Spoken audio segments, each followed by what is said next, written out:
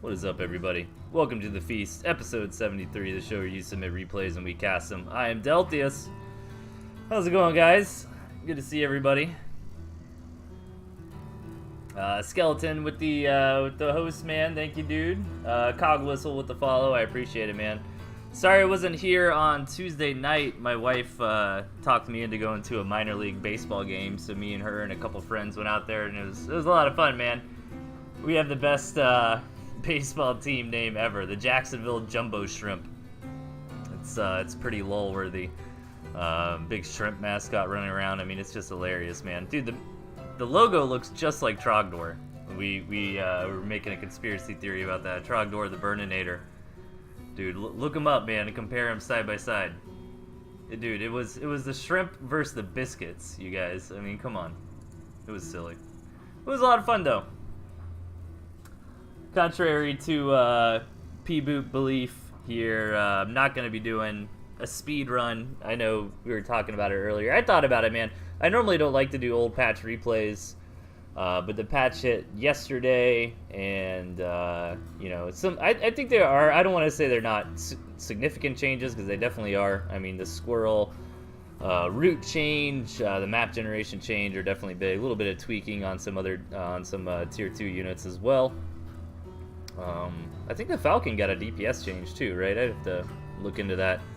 But yeah, I figured since I missed Tuesday and I had a lot of old patch replays to get through, we'd knock them out tonight, man. And I don't think anything super drastic has happened, right, where it's really gonna shift the entire meta. But we'll see. We'll have to see how it pans out. It normally takes a few days for that to stabilize, and it's kind of hard to tell, man, because everybody's been rocking the single player. I think most arguably the biggest change on this patch was the single player leaderboards, so people are really encouraged to speedrun and stuff.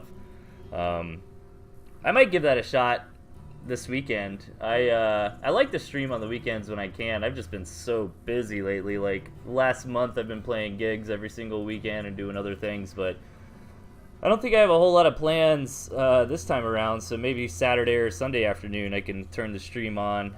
Maybe do some laddering or speed running or something.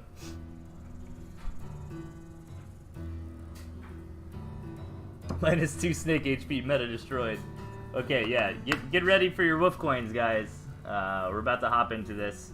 If you're unfamiliar with wolf coins, if you're maybe missed the last couple shows, you can type exclamation mark wolf coins to see how much currency you have, and then you can type exclamation mark bet, and then one of the two options I'm about to throw down, which are going to be Vincent and Bratmo, and you need to bet quickly because I only leave the betting open for 1 minute. So we are going to go ahead and start the betting for match number 1 here. So boom, that should be up now, so throw them wolf coins down and let us hop into it, guys. Match number 1.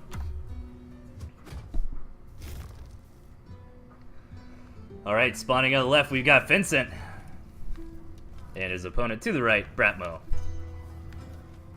Okay, let me double check my levels and all that, make sure I'm not lagging. Everything seems to look pretty good. If anything's off, just please let me know in the chat. So, some crazy decks this game. Vincent rocking all the tier 1 plus an arty cannon. Meanwhile, Bratmo going with a lot of defense, but still gets that squirrel pigeon fox in there. So I have no idea how this game is going to progress, to be honest. Vincent with a little bit of mole cheekiness here. I'm going to go back home and maybe just rally this mole to come to base, I'd imagine. Ooh, kills that mine. I think that was a mine kill, right? Yeah. Oh, Vincent's going to lose this mole.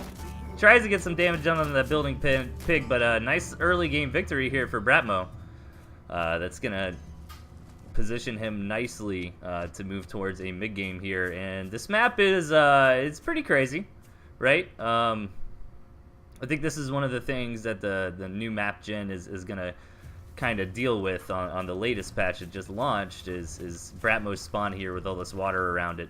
But other than that, I mean, it's not the worst spawn in the world. He's got this nice second base over here in the corner. He can try to expand up to this area. And, you know, Vincent's not screwing around this game, man. He doesn't go up to 8 farms. Instead, he builds a couple quick warrens.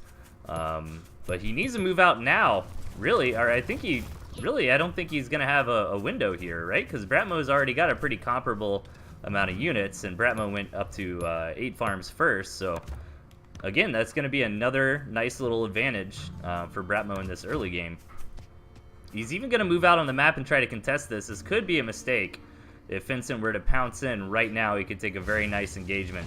But Vincent's going to hang out for the time being. Try to secure this gristmill. I'd love to see him get an artillery cannon up here on that high ground. That'd be super dope. Bratmo takes that gristmill without seeing Vincent taking the one on the double high ground here. So now he knows what's coming. The mole rush is not really a mole rush, actually, but like, you know, moles to back this push up are on the way. Tries to get some mines down, but not going to be fast enough.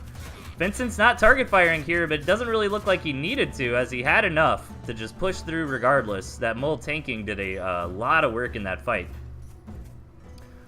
Well, Vincent is super worried, man. He's throwing down some balloons. He's trying to turtle up here. And the artillery cannon is going to get placed down here for Vincent. Now, this balloon is going to grant Bratmo some high ground vision, which is going to be very nice. But the 2 balloons here is a very big investment. I don't think he necessarily needed to do this, but maybe he was just feeling a little bit scared.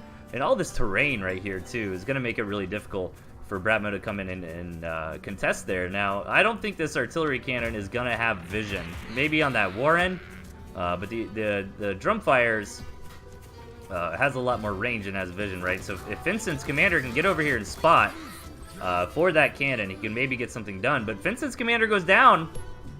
I was like, maybe Bratmo pounces on that artillery cannon, but he doesn't go for it. And Vincent's able to move his units back over, at least to start defending it nice. That artillery cannon's starting to rain down onto Bratmo. But Vincent needs to be careful. Those balloons are also, you know, picking off a couple of units, getting some value. And Bratmo doesn't take very significant losses from that drum fire. Bisclicker with the raid, man. What's up? How's it going, my dude? Some good games earlier, man. Bisclicker beat me twice on the ladder earlier, so tip of the hat to you, man. Dude, that mole play. That mole play was super brutal. Gentleman did the same thing to me earlier, and it's really strong, but I'm not experienced enough with it, if that makes sense. Like, fighting against it to really know, like, oh, this is exactly how to handle it. I think my issue with that is I always think the mole rush is over, and I'm like, okay, now I can farm up, and it's like, no, man. They're coming at you with like 5 more moles. It's like, oh, now I'm dead. Vincent trying to push in. These balloons are helping out in this fight. Is it going to be enough, though? This artillery cannon getting the vision it needs to shell down on Bratmo, and a few farms have already fallen. This gristmill is getting very low. I actually didn't think about that for a second. If Vincent can keep his commander on that gristmill to allow these artillery cannons to target it, that's basically going to be all she wrote for Bratmo. But Bratmo's suffering some heavy losses already. Vincent's really macroing up on this second base here. He might have already done too much damage. Oh, I'd love to see that artillery cannon target fire down the gristmill. Indeed it does. And Vincent takes game number 1.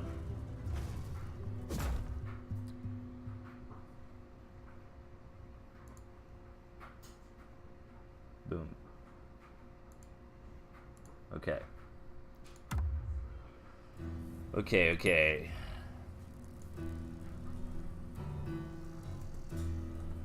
So it's going to be Gentlemen versus Warp Gates coming up next. Those are going to be the tags to use to vote. All right.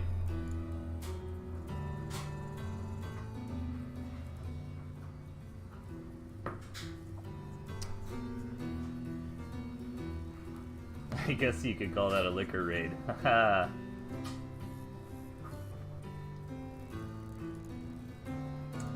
Okay. Gentlemen, Warp Gates, let us open up the betting here. Kaboomski. Place your bets, throw down them wolf coins. And let us hop into match number 2.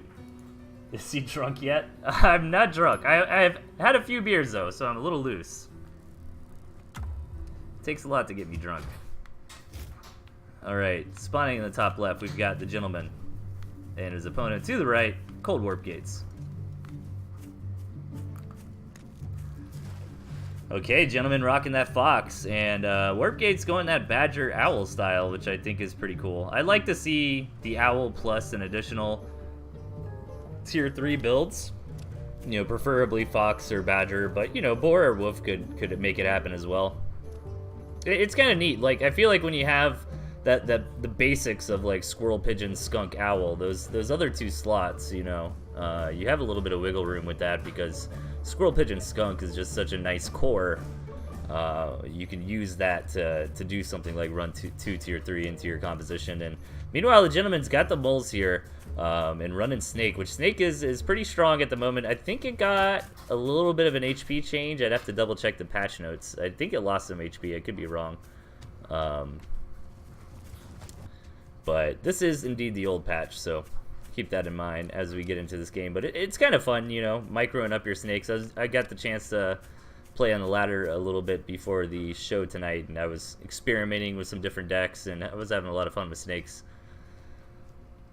So nothing super crazy yet. 8 farms from both players. Gentleman building a little bit of a bully mole here. But is this squirrel going to be out in time? I think maybe this mole is definitely going to start getting some warren damage done. And Cold Warp Gates actually sells this stuff off. And nice little delay there for the gentleman. Especially getting that sell on the farm. Delaying the economy here of his opponent. But the gentleman's floated a lot of food, you know, while he was out and about on that map, getting that rush going. So he's just going to come home, build some warrens, build a campfire. So nothing super crazy yet.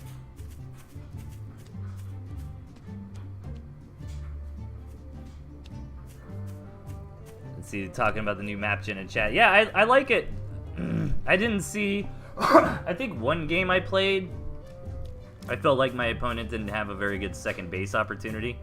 I haven't had a big enough sample size of ranked games play to really make a you know, affirmative statement, but it feels good. It feels fine. I didn't really. I mean, maybe I played like 5 or 6 matches, and there's never a map where I thought, you know, it was super one-sided. But Warp Gate's coming in. He doesn't get the scout on the Fox. That's very nice for the gentleman. But does a gentleman... Oh, I was thinking, you know, gentlemen will typically try to mind games and sell stuff off. So as he was running over there, I was like, oh, is he going to sell it? It was very, very close for Warp Gates not to see that. It's a very important scout to get. This is, in my opinion, one of the hardest parts of Tooth and Tail is identifying the tier 3 from your opponent. Because the tier 3 can be very game-changing when it hits the board. You know, but I feel like when people are struggling the most with tier 3, it's because they didn't scout it. And at this phase in the game, it can be very difficult to get in there and get a full scout off on your opponent's base. And Cold Warp Gates thinks about going in, but backs out. So he still has not seen that tier 3. And now the Fox has began production. And this is exactly what Gentleman wants. You know, he hasn't been attacked. And Cold Warp Gates is going to come in and start poking down. This is what he needs to do while his opponent is building that tier 3. Needs to be careful that Skunk getting down to 4 HP, but gets out alive. Maybe he picked off a tier 1 or 2. I wasn't paying close enough attention there. Now, the balloon is going to help against the Fox, but a single balloon... I'm not so sure. It's going to keep the Fox back, but the Fox is still going to do very well in direct engagements, and I feel like the gentleman could still try to engage up into this balloon, no problem. Nice play there by Warp Gates, trying to deny the gentleman from being able to get in there and apply stacks of snake poison to that balloon and knock it out. Now the gentleman's got his Fox on the board. Maybe he's looking for a second base opportunity here. Doesn't really see one. That is something to point out here, is that this map doesn't look that great for the gentleman as far as expanding goes. He does have these 2 campfires, which are going to help prolong this one base play for him, but really his only opportunity to expand here is the second base. And since Cold Warp Gates took this base as his first expansion and set himself up nicely on this high ground, that's going to be rough. And the balloon, oh, I got worried. I was like, is that balloon actually going to hit Kasha twice? No. Kasha gets into position. Cold Warp Gates moved his army back and didn't protect the balloon, but he gets the kill on the Fox. Absolutely huge here. Oh, 4 stacks of poison on that gristmill. Is it going to go down? It's getting very close. I think it's... Oh, it actually lives. And Cold Warp Gates cleans up this push phenomenally. Very nicely done there. Knocking that fox out without any real fox repellent here, you know, just with basic squirrel skunk style stuff. And maybe you can argue a bit of an overextension as well from the gentleman to lose that fox to that position. I thought, you know, when the gentleman knocked that balloon out, you know, that fox was going to live. But no, very nice play here from Cold Warp Gates. Nice decision making on when to go in and when to go out and all in on that fox. And now he's just got enough momentum to push in here and win the game. Gentleman's going to hold on till his last breath, but he's got to know this is over as his last snake falls. He does get another fox out, though. I think it might get too boxed in, however. I don't know. There's not a lot of squirrels here. Cold Warp Gates isn't force rallying the rest of his squirrels up. And this balloon, I thought that balloon died. Maybe he built a new one. I wasn't paying super close attention. Gentleman pushes it back. I did not think that fox was actually going to get out. A bit of a mistake from Warp Gates there. I think he could have focus fired down that tier 3 Warren, but he kind of had that same thought that I had. Like, all right, this is over. Oh, but the gentleman going to have to run through water with this fox. Cold Warp Gate's not quite in the right position to take advantage of that. Gentleman needs to be careful. Again, Warp Gates doesn't have any unit that is just amazing against the fox here, but with some squirrels and some good positioning, you can make it happen. It is very difficult, though. Really what Warp Gates needs to do is just back up, stay underneath this balloon, and try to prevent Gentleman from getting damage done with this fox, from gaining this value that he needs to get back into this game. And the Gentleman is making a fantastic comeback here off the back of this tier 3 unit. Cold Warp Gate's going to try to go for a base race, but I don't think it's going to work. The Gentleman's already building another gristmill. He's got a campfire over on the west. And I think Gentleman is actually going to come back and win this. And I mainly think it's because Warp Gates did not focus fire down that tier 3 unit. He just thought he had the game in the bag. But Warp Gates is swinging in from a position where this fox is going to get boxed in. Warp Gates has enough, I think, with 11 squirrels. If he continues to pursue this fox might actually go down here. 7 HP, 5 HP left. The Gentleman's forced to back out. Oh, man. Gentleman bludgeoning off units here. Really, all that Gentleman has left is this fox. Oh, God, this game is so clutch. That campfire has a little bit of HP left. Only one pigeon for the Gentleman. Now, if he can reunite that pigeon with this fox here, get it to heal up a little bit, he might be able to get something done. Maybe he's going to go for moles or perhaps another campfire to just make a base trade scenario more difficult for his opponent. Oh, man, I thought that balloon was about to bop that fox, man. Ooh, Warp Gates needs to be careful in these situations. You cannot give your opponent, when they have a fox, any opportunity to gain value here. Even a single squirrel is worth gold at this point, man.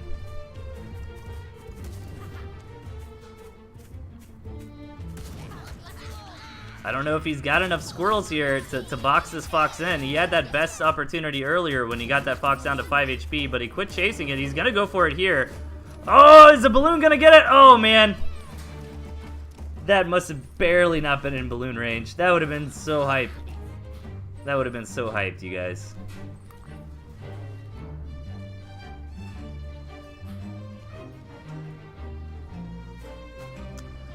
I don't know, man. The Gentleman's got a little bit over 60 food left. Oh, losing these squirrels here is massive. And that balloon is not in a good position to guard this farm. That farm is just going to go down immediately to the fox. The Gentleman is now starving, though. But he's got enough money to rebuild a campfire. Okay, well, actually, I guess he could sell off the pigeons and get some farms going. But yeah, that's what's brutal here for Warp Gates. Warp Gates has got nothing left here. He's only got that balloon, which he can use to sell off. But then at that point, I mean, what's he really got? He's going to come over here and finally scout this other campfire from the Gentleman. That's going to be game. Really close match, and Gentleman ends up taking it.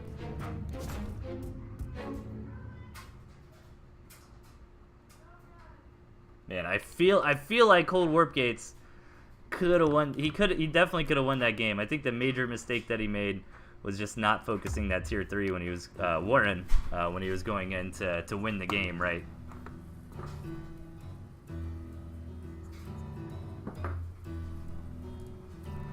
And Gentleman with some very nice fox control. comes back from a very unfavorable position. So the gentleman wins that game. Boom. What do we have next? Illuminatus versus Yop. I guess I'll say Eel versus Yop. Make it easier on you chatters to bet. So betting option 1 is Eel, betting option 2 is Yop. I think that's Yop, right? I don't think it's Jope. Pretty sure it's Yop. Alright. Betting is open, you guys. For Illuminatus versus Yop. Bet Eel or bet Yop. And let us hop into it.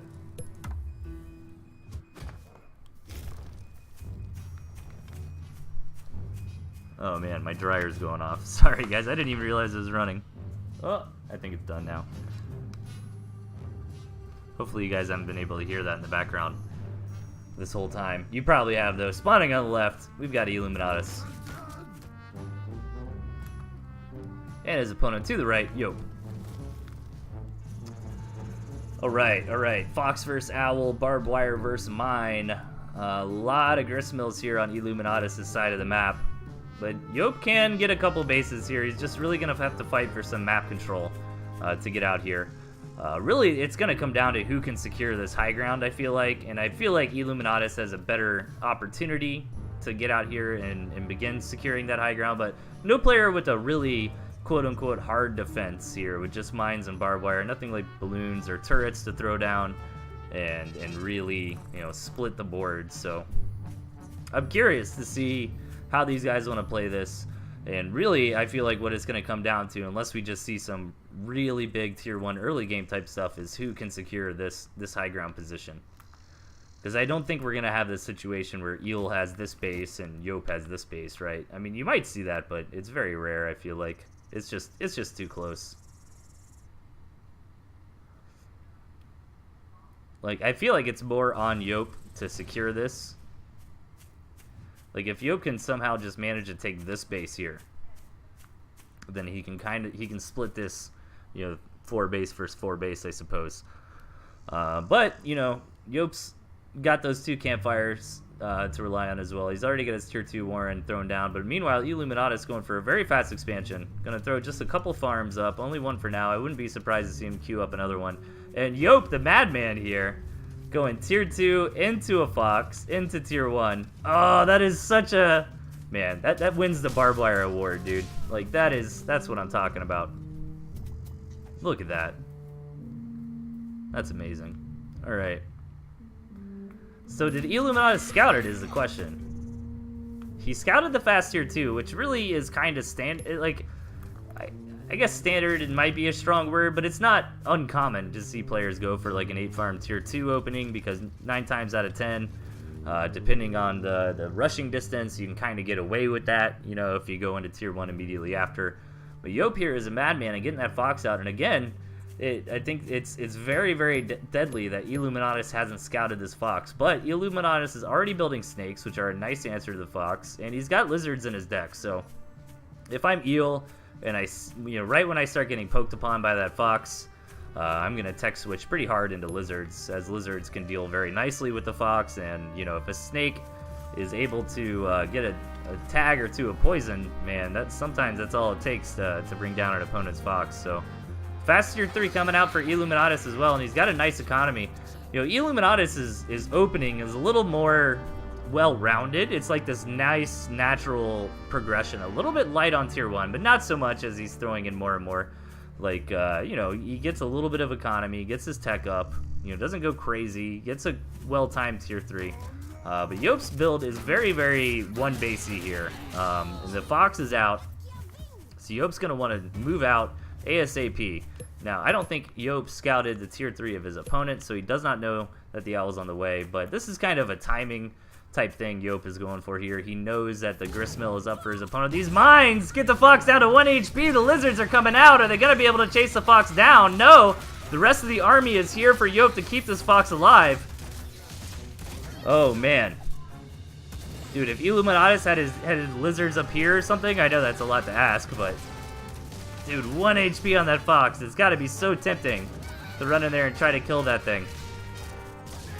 But the problem with that is, you know, you focus fire all your units on the Fox kites back, and the rest of their army kills everything you have. So Illuminatus loses commander there. Now he's starting to take some real damage. This Fox is still alive. It's still at 1 HP. And Yop is getting a ton of work done. This Owl is almost here. Yop spots the Warren, but now he doesn't have much left. He's only got the Skunks. He's only got this Fox. I'd back out maybe and try to keep the tier 2 and tier 3 alive, but Illuminatus' commander goes down once again. The Owl gets out just in time, knocks out a Skunk. So the Skunks drop for Yop, but he's still got this 1 HP Fox, man. Dude, this is 2 games in a row we've seen that tier 3 barely spawn in time.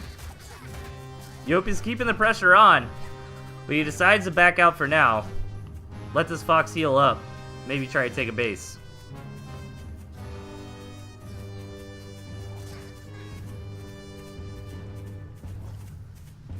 Illuminatus is thinking about putting some pressure on here. At least wants to spin these mice and try to use them to muscle into a good engagement. Needs to be careful with this Fox here. 5 HP. The Skunk's gonna go down. Like, yeah, Illuminatus hasn't been able to kill the Fox, but Yop has bled off a lot of Skunks. He's lost 3 or 4 of them. That's definitely a big deal. 1 HP on the Owl. Yop gets the kill on the Owl. Very nice for Camp Yop here. The Yop fans in the crowd going wild. As Yop moves out with a half HP Fox. Knowing that he's weakened the Illuminatus, both players on struggling economies here. No second base is in sight, and Yop doesn't have a second base in mind. He wants to keep the pressure on Illuminatus. These 2 mines, though. What if Yop tries to retreat that way? Oh my god, is it gonna happen? 1 HP on the Fox again! Oh my god. This game is gonna give me a heart attack, you guys. Illuminatus just doesn't have enough to try to come in here and engage. He really wants to kill that Fox, though, but the problem is he's bleeding off so many units in the pursuit of it. The Fox is gonna move up. Is the Fox gonna trigger the mine? Oh my god, it does! The Fox finally goes down. But does Illuminatus have anything left? Sells off that tier 2 Warren, but I think that is gonna be game. As both players in starvation.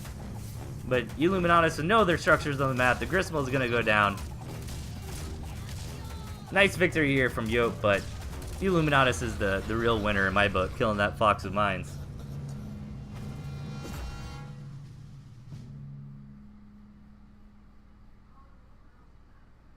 Nicely done.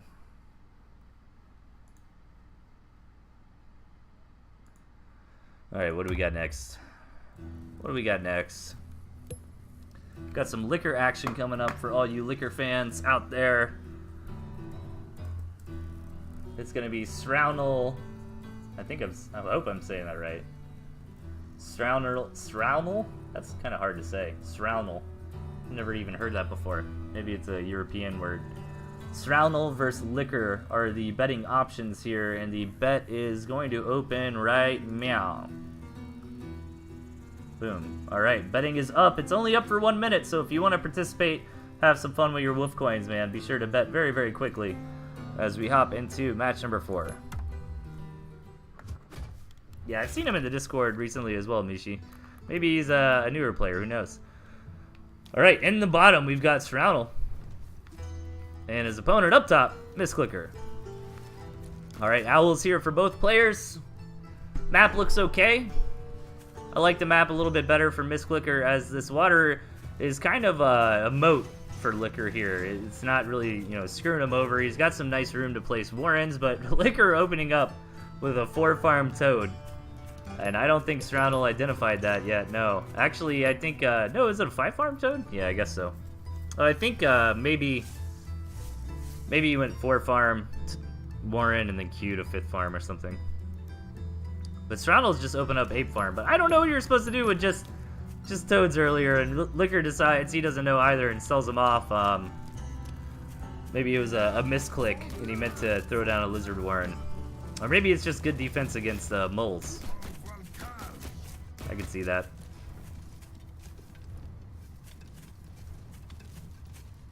So not a lot going on in this game just yet.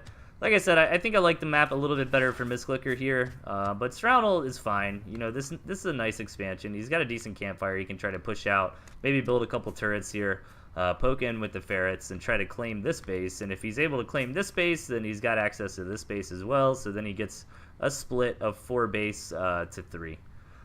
So that could definitely happen. I feel like this gristmill is going to be very important if we get to a later game. Like, who can really secure this area right here and grab... Because I feel like, besides that, both players, you know, kind of have 2 gristmills and a campfire each, you know. And plus, if Stroudel gets this high ground, that's going to threaten the space for Mistlicker a lot. So keep that in mind as well. I wonder if anybody's going to go for some fast campfires. Doesn't look like anybody wants to yet. Stroudel just going for a cavalcade of tier 1 here. A little bit of everything. And Licker rocking that Toad Lizard. So it's going to come down to Toad trades here, I feel like. You know, ideally, you want your Toads to detonate on your opponent's Toads and on their army, right? And the campfire does get taken for Stroudel. I keep wanting to say Stroudel. Stroudel here.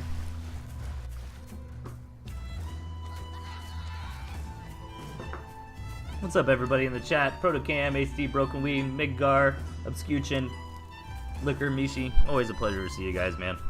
I missed hanging out with y'all on Tuesday night, but hey, every now and then I gotta go do real life stuff too.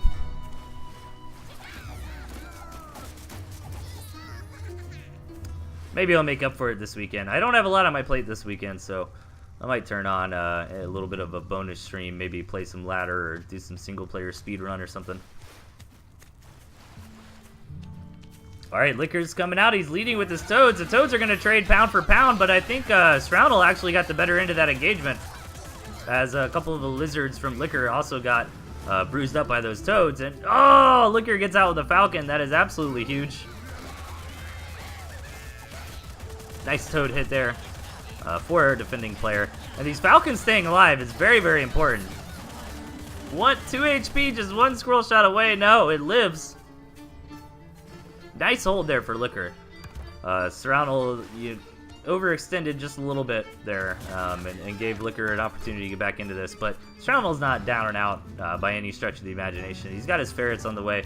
Both players do have that campfire. I think they took them, yeah, around the same time.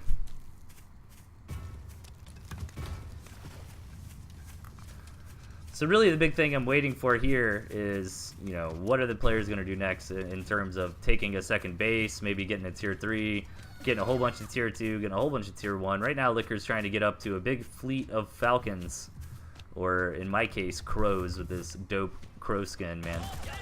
Nice harassment here from Licker. Very risky though with Lizards on the board for his opponent. But Stroudel's commander was not in position, so Licker picks off a nice 3 tier 1 units there for free. And Stroudel's going to build up to a higher Toad count. Match what Licker's going for. And the ferret harassment might begin. But again, like, moving up with your tier 2 when your opponent has Lizards can be very dangerous. But this is a really nice high ground advantage here from Stroudel, because Licker's going to have to run through water, right, to get on up there. Ferret's getting a little bit of value here, but one ferret caught up front. Gets wrecked upon. Stroudel is trying to wait for the Toads to go off before moving in his Lizards, but most of the Toads end up running right into the Lizards of Licker there. But Licker's Lizards also traded ineffectively against Stroudel's Toads. So both players basically losing everything here, trading armies completely, even the tier 2 going down. They're going to have to back up for now. The big story, though, is Licker has secured a second base here. So he needs to try to sneak in a farm or 2 whenever he can. We're well past the 5-minute mark at this point. Ooh, if this ferret goes down, that's huge. 4 HP. Nice micro here from Stroudel, trying to stutter step with this ferret and get some poking in on the retreat. Yeah, economies are starting to dwindle here. For both players, this campfire going down is actually a really big deal in this economy. Nice victory there for Licker. And he's even going to force Stroudel to move back with his Warrens. And Stroudel really needs to get this second base secured. Licker hasn't thrown down any farms yet, but I imagine he's going to here shortly. I was going to say, yeah, I'd like to see him downsize on these tier 2. His income here really just can't support to rebuild so many Falcons.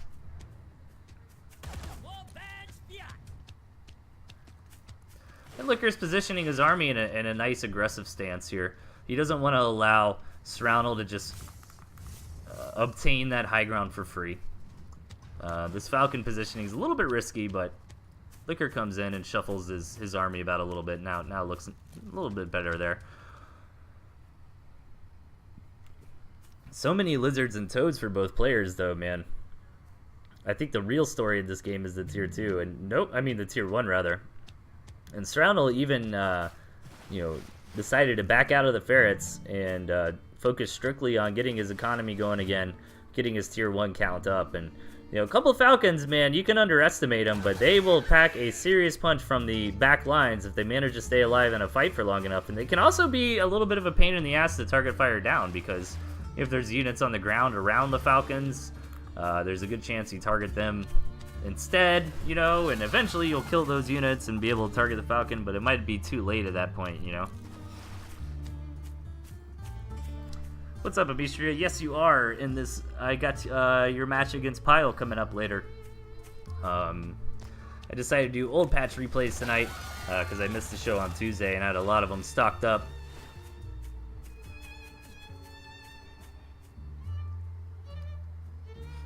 And the patch was cool. I mean, I agree with the changes that were made, but I don't think it's going to be drastically impactful. I mean, it is. I'm not saying it won't, But it's nothing like, oh, all of a sudden the board is terrible when it was amazing,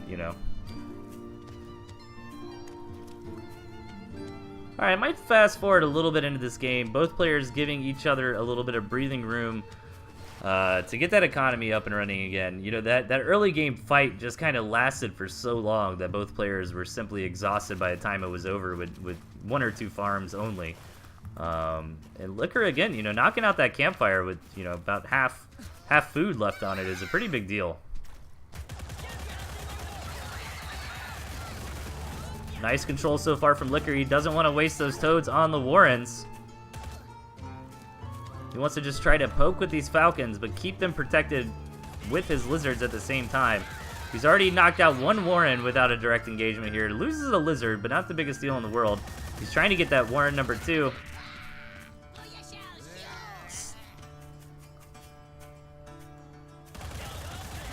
Second Warren goes down for Licker. Well done so far. He's working on Warren number 3. Strownel's just going to have to pull the trigger at some point here. I wonder if he's trying to save his toads until after Licker's toads explode, and try to get better engagements. But Licker is really holding onto his toads, and toads are going to blow up for both players there. And Srownel actually gets the better end of that toad engagement.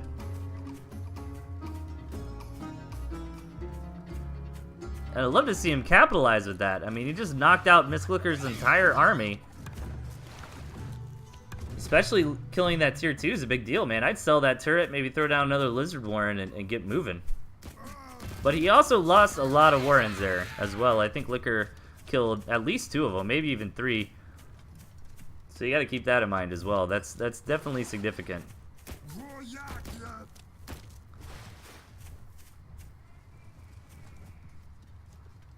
Alright, so Srownel did not decide to counterattack. Instead, he's just going to take his victory and see if he can cascade that into a nice win later on. He's just going to try to get bigger and badder from here.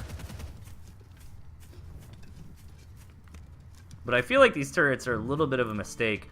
I'd instead like to see Srownel macro up. Yeah, Licker correctly identifies, okay, my opponent's building a bunch of turrets. I can spend that same money into farms to get ahead on economy.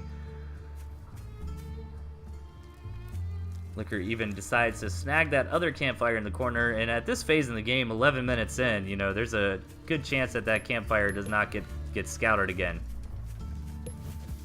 So Strownel not going to slouch too hard on getting the rest of his second base up and running.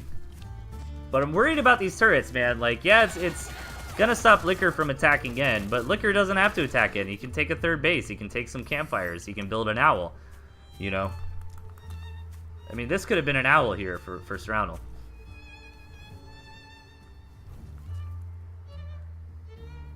And the owl goes down for miscellaneous Licker.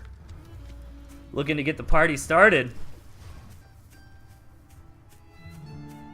The owl's Licker's favorite unit because it vomits. Get it?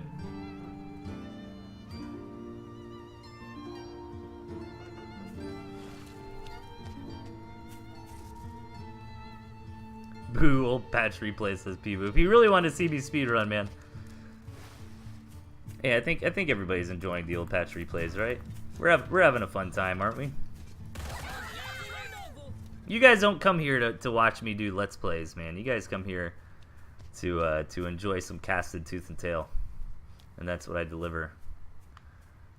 Alright, third base. No, Stroundle decides against it for the time being.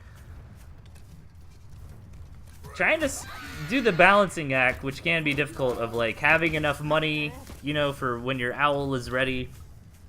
It doesn't get supply blocked, but at the same time trying to spend his income effectively.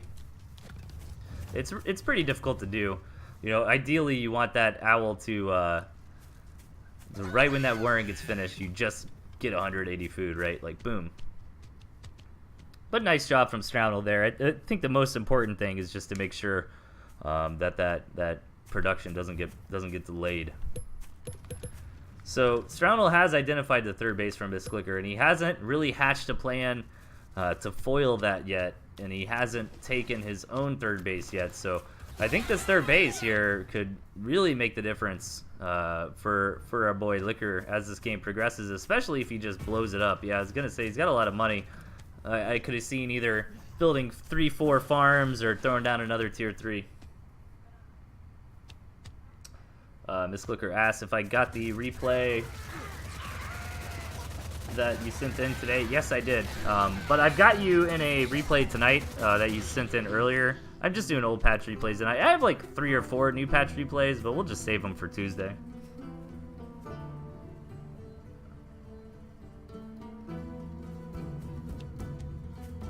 Tooth and Tail, I want a fox repellent emoji. Dude, we have a cool fox emoji, man. Oh, wait, what's the command? Yeah, fox spam. So that's my subscriber emote, but we set it up with the bot. You can just type in fox spam like that, and anybody can use it. It costs you 10 wolf coins, though. Blah, blah, blah. All right, the engagement's coming in. Lots of toads from both players. I have no idea what just happened there. But somehow it looks like Stroundle, or what am I talking about? Of course we had the game from here earlier. We're watching that right now. Listen, man, I have a brain and I think sometimes. But Stroundle somehow gets the upper hand in that engagement, moves in on Miss Clicker. He got the better toad hits there. Is this too much damage? I think Stroundle might have pierced through.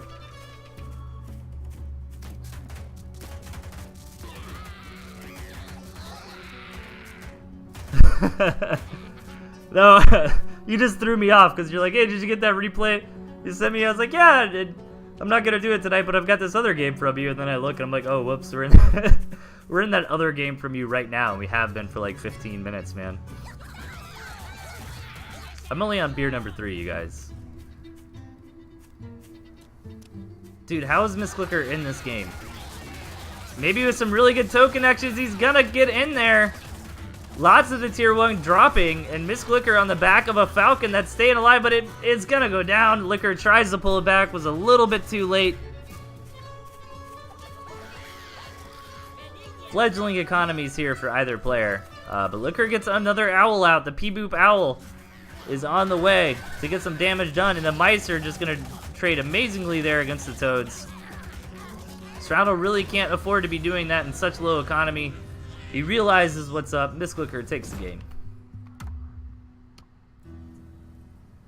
Dude, the toad hits that game were freaking crazy. There were so many crazy toad hits that game.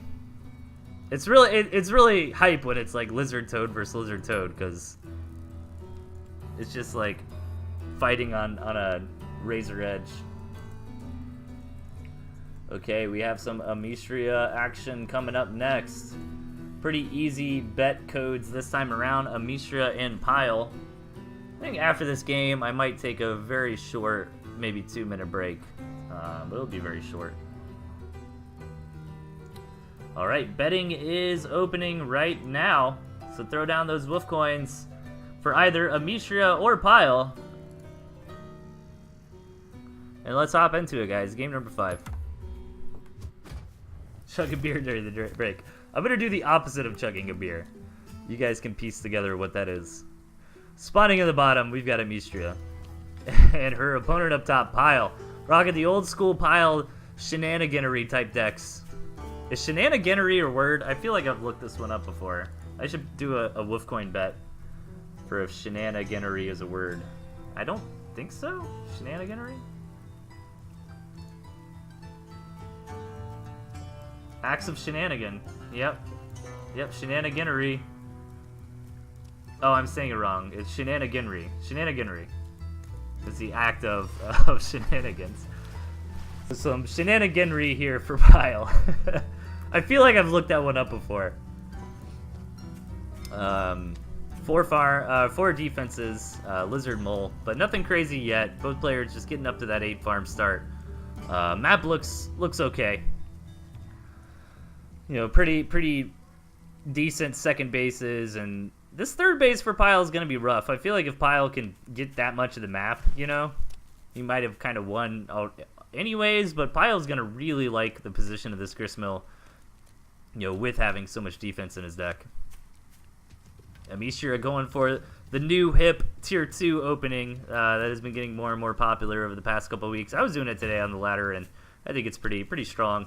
But this is really cool because Pile is kind of doing what should beat this, and it can in certain circumstances, but you need to hit this attack, you know, very precisely. Pile needs to move out right at 4 or 5 lizards.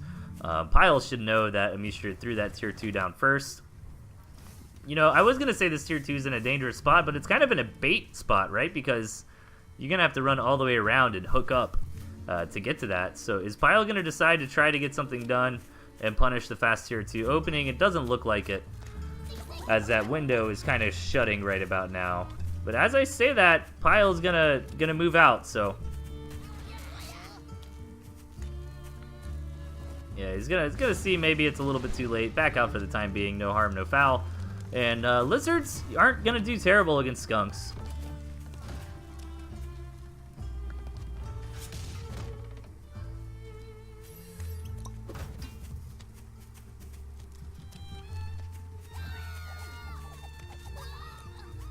Bad map for Pile Style, says the gentleman in the chat. No choke point and a pocket expand for Amistria. That is very true.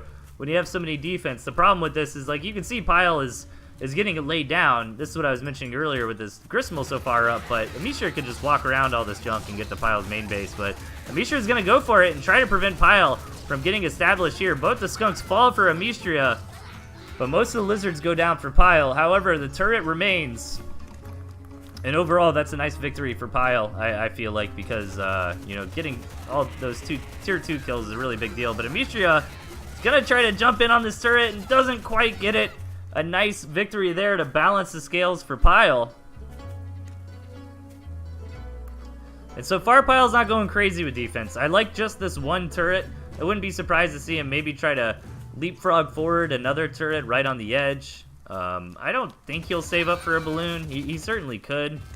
Yeah, I think turrets are definitely the play here. I would have maybe thrown that up a bit further, but his positioning is safer. If you throw, the problem with throwing it right on the edge is you might, Amistria has the opportunity to kind of call your bluff, you know, and try to attack into that while that's building. But the real story here is that Pile is starting to get ahead on economy. Amistria is taking some Gristmills here. Takes 2 Gristmills, actually. I wonder if she's just taking this side Gristmill, mainly just for the vision, you know, to try to prevent that lizard run by. And the trademark barbed wire has begun here from Amistria. It's going to make it very difficult for Pile to directly engage into this. Now, if Amistria can kind of hold on and keep Pile out for long enough, that owl is going to be very effective against what Pile has here.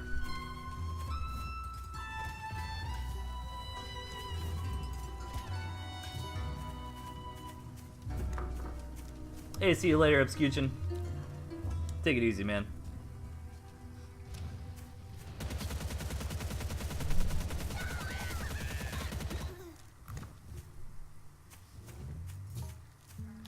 Alright, Pile's flirting with the idea of trying to run around this barbed wire, come in and strike Amistria from the back. He's gonna go for it. Maybe he's just gonna knock this Gristmill out and back out. Looks like the play bleeds off a couple lizards, but overall I think that was nicely done there from Pyle.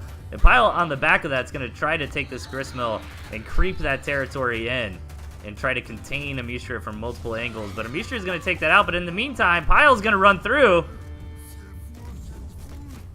Pyle's heading for this fully saturated second base of Amishra. This is absolutely huge. His army is now boxed in. Amishra has the chance to knock this army out from Pyle and counterattack, but that's still a lot of lizards left over. As long as Pyle doesn't just throw his units away here, which he doesn't, he trades very nicely. Pyle's in a phenomenal lead at this point. He got so much damage done taking out that fully farming second base. And then, you know, I was getting a little bit hyped for Amishra there because I was like, well, if Amishra wins this fight, then Pyle's got nothing left. But Pyle, you know, took that fight just fine. You know, he traded pretty evenly there, so. Amishra trying to get back to work on her economy. Fully saturating this second base to the left, but it's a little bit more exposed. She can throw that barbed wire down, however, and try to cover that as well. But that's a big investment, as barbed wire likes choke points, you know, and Amishra is really spread out on this map. All right, Pyle's looking to get something done again. Actually, just gonna create a hole in this barbed wire and bring his lizards back to his territory. That bonus reptile regeneration kicking in. These lizards heal back up in no time. Ready for some more. Pyle moving in.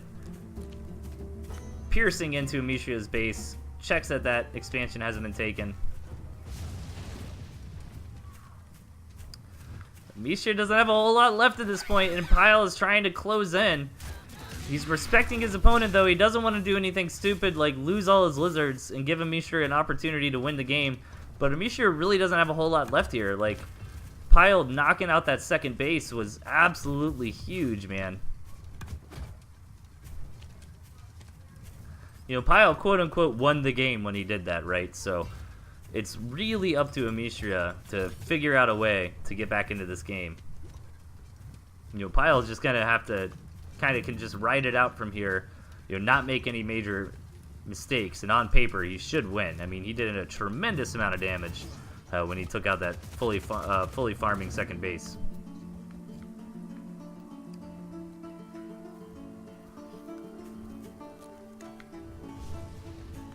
Oh man, these lizards running in from Pyle. Gonna knock this Gristmill out, no problem. He's not gonna commit in either. Couple lizards go down, but that is it. One less Gristmill for Pyle to worry about if this comes down to a base trade situation.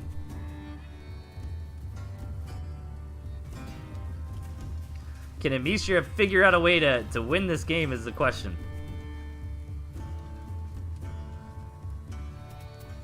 $45 lizards coming out from Pyle here, man. And Pyle is just taking all the resources on the map. 24 farms here. I'm going to fast forward a little bit. Amishra realizes how far ahead Pyle is on economy and is trying to match that. So many moles, though. That's a lot of money that he's invested in, and Amishra scouts it out. Should be able to take these moles out if Pyle doesn't sell those, but the moles are a distraction as the lizards for Pyle move through to take out the new base of Amishra. She's going to try to sell as many of these farms as possible. Only gets to sell a couple of them. And now Pyle's going to go in for the direct engagement. No, he's just going to try to knock this last remaining Gristmill out. I think he's got plenty of lizards here to do it. Pyle takes the match. Very nicely done. Nice fight there from Amishra, but you know, the last few minutes of the game was really Pyle just positioning himself correctly to finish Amishra off after that second base went down. Pocketwatch with the host. Thank you so much, man. Pocketwatch, developers of the game. What's going on, Andy? All right, Pyle wins the bets.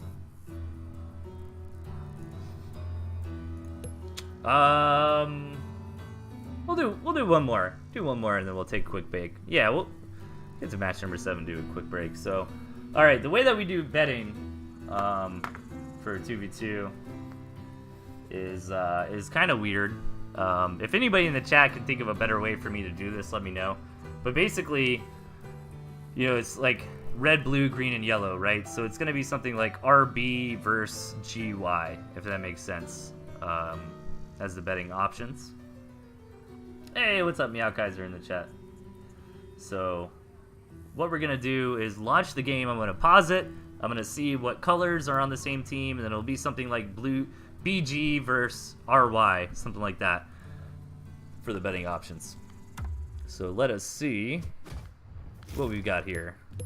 Just double checking. Sometimes you never know. So it's gonna be GR versus BY. GR versus BY are gonna be the betting options here.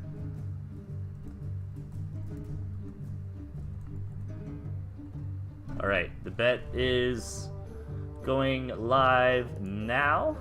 Throw those wolf coins down for your favorite team, either green and red or blue and yellow with GR and BY. The bet is open and it's a very fast bet, so bet quickly. So spawning at the bottom, we've got our green and red team, Premium Farting and Furmar, James Bowring and Furmar, and their opponents up top, Premium Bow and Dr. Blue.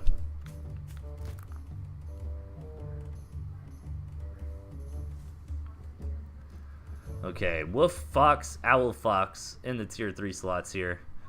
We've got a nice variety of defense. Lots of variety in these decks, really. I mean, I don't see lizards.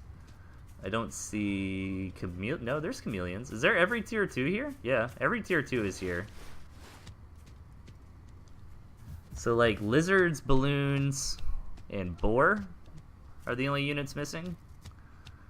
A couple fast warrants here coming out. 4 farm double here from Furmar especially. So I expect aggression to come out of the green and red team.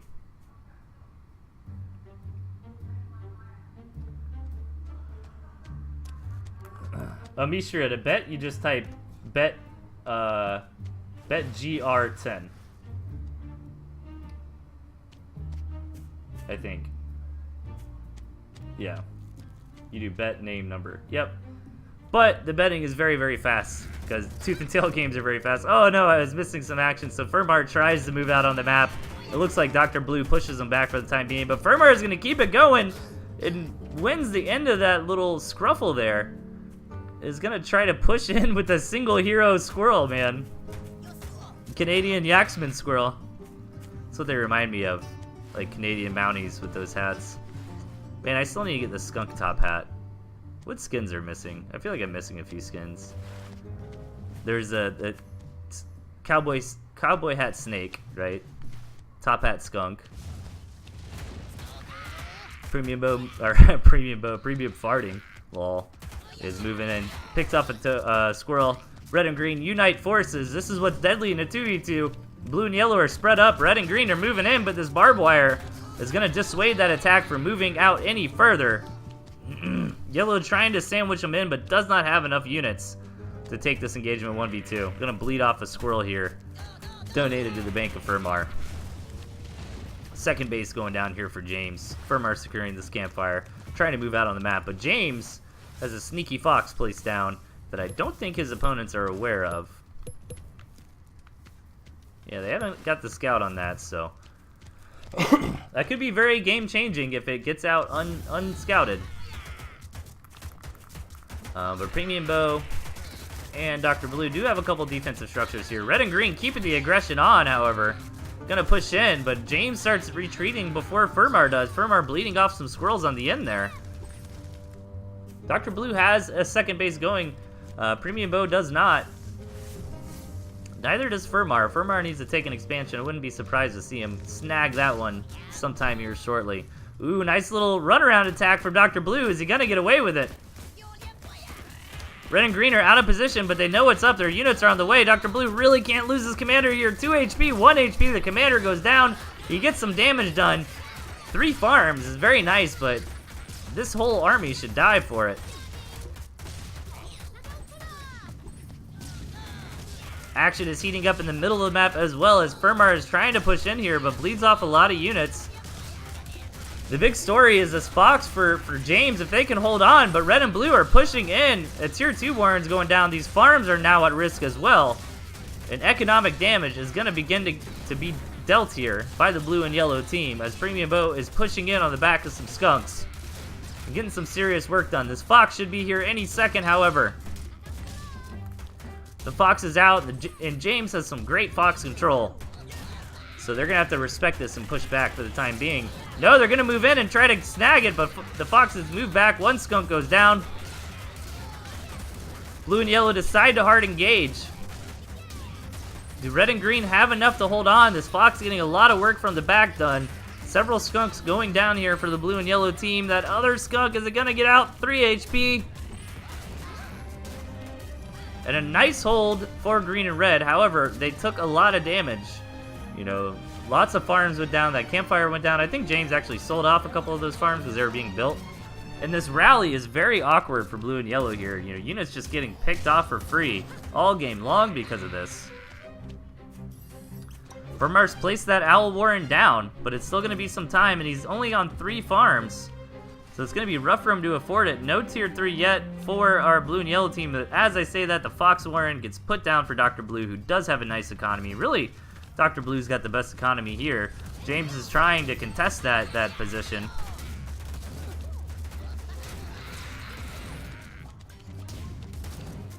And this Fox just getting whatever it can done before the defense gets down for blue and yellow here. And the Fox combo with the Ferret just works so well, as the Ferret can knock out a lot of those pesky defensive structures that will keep that Fox zone back.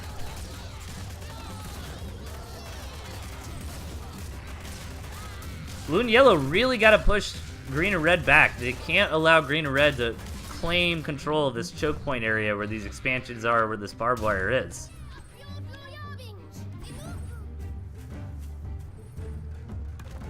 I feel like green and red have gotten a lot of work done here. But the economy for yellow is no joke, man. And Vermar really doesn't have a whole lot left.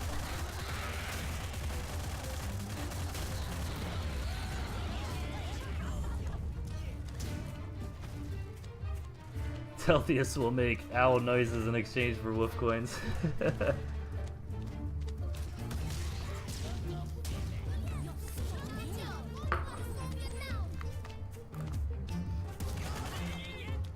Do we have an owl yet? I thought an owl warren was placed down. Oh, Vermar must sold it. This fox getting a lot of work done. However, James starting to float a little bit of money here, so. Man, that road plus the fox is pretty deadly. Vermar doing a great job controlling what few units he has here to contribute to the team. But we're starting to approach a mid-game here, as both players are finally, or both teams rather, are finally starting to secure, you know, healthy economies for all players. Ooh, Vermar, is he gonna lose some falcons? One falcon goes down, the other one goes down as well. And blue and yellow are gonna try to push in here. The control of this fox has been great so far from James. And Dr. Blue has his own fox on the board, however. A Gristmill goes down. Oh, okay, over there. That makes sense. The rallying units took that forward Gristmill out. Oh, James gets that kill off on Dr. Blue's fox.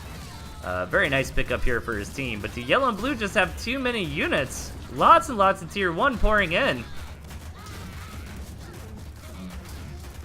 It's really James against the world at this point. And James's fox is finally going to get boxed in by all the tier 1 of his opponents. Yellow and blue are just slamming through at this point. Knock out James's expansion, and that just might be too much damage.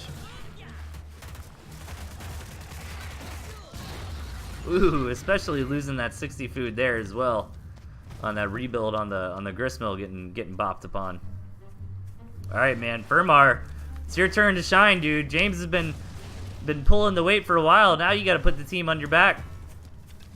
He wants to get that owl out so bad. He wants to hear me make the owl noises. But it's not happening. Just focusing on falcons at the moment, but there's no front line here, and likewise James is really going all in on this fox, man. He's got really good fox control, and he's just banking on getting another fox out and trying to get enough value out of that fox to win the game. But Dr. Blue with another sneaky strike here, gonna take out this southern gristmill and whatever infrastructure that Vermar has left down there. These falcons and fox are fighting their hardest here, but does Premium Bow have enough squirrels to box in the fox? I don't think so, but with yellow coming, this fox has now been boxed in. It's got nowhere to go. James realizes that Fox was about to go down, sells it off. He's got a whole lot of money, but he's starving. He decides that's too much damage as yellow and blue advance forward to end the game. Victory for Premium Bow and Dr. Blue.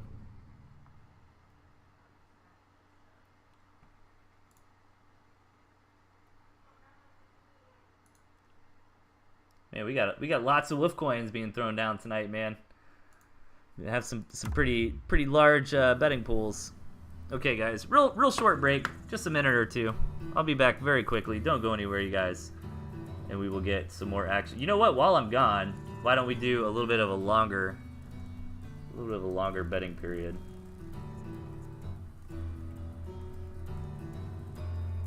So bonk versus question mark are the options. We'll give you 3 minutes to bet this time. So y'all have fun throwing down those wolf coins, and I will be back here shortly. The bet is up.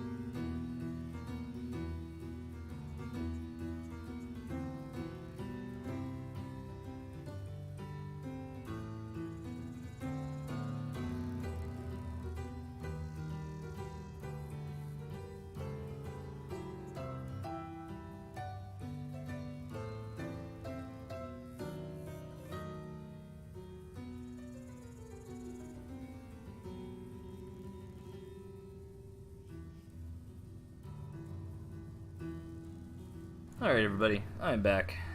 Did you miss me? We got 1 minute left on the bonk versus question mark bets.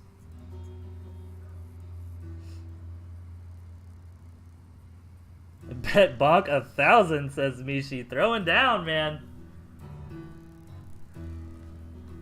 If I was you, man, I'd throw in on question mark, try to get those 1,000 points from Mishi.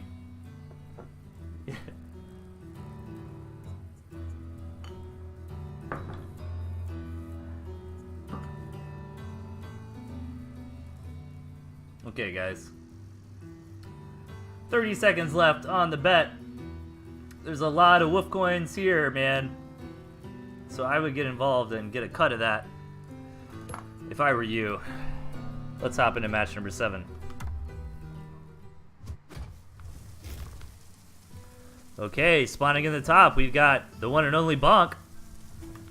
And his opponent to left, question marks. We'll just call him Mark. Mark for short. Alright, so Badger versus Owl here. Similar deck splits, 3 tier 1, 2 tier 2, and a tier 3. I really like running through 3 tier 1. I like going squirrel, lizard pigeon, squirrel toad pigeon. It's a lot of fun. But it can be rough. These guys deciding to, the quote unquote, even deck layout is 2 tier 1, 2 tier 2, a tier 3, and a defense. So these guys dropping the defense from that equation. Normally I drop the second tier 2 when I do things of this nature. But dropping the defense is also very viable. Bonk open up with a 5-farm double here with some squirrels and toads. Is he gonna go for a triple? It looked like he wanted to throw down a Warren, but extra units being built reduced his money count, so he couldn't throw that down. So he's moving out here with a squirrel and a toad and some dreams. He's gonna wait for a few more units, maybe throw down another warren. Now he needs to get something done, you know, as awesome as this is, as he's still only on 5 farms. Gonna get that 6 farm queued up there. But Mark is on an 8 farm economy with a pretty regular opening. I don't think he went straight to 8 farms. I think he built like a safety warren. Oh no, he grabbed this campfire earlier. That's a really sick campfire to get. Dude, I don't know if I've ever seen a campfire like that. Can we just take a second to appreciate it? No, we cannot, as Bonk is moving forward. Just look at that on the mini-map, man. That's crazy. The island campfire.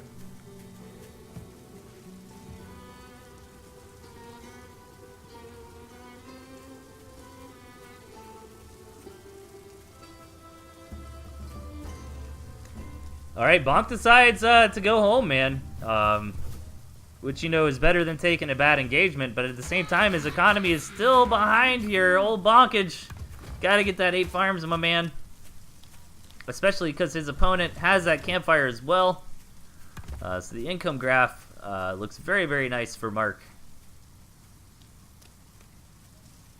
Oof.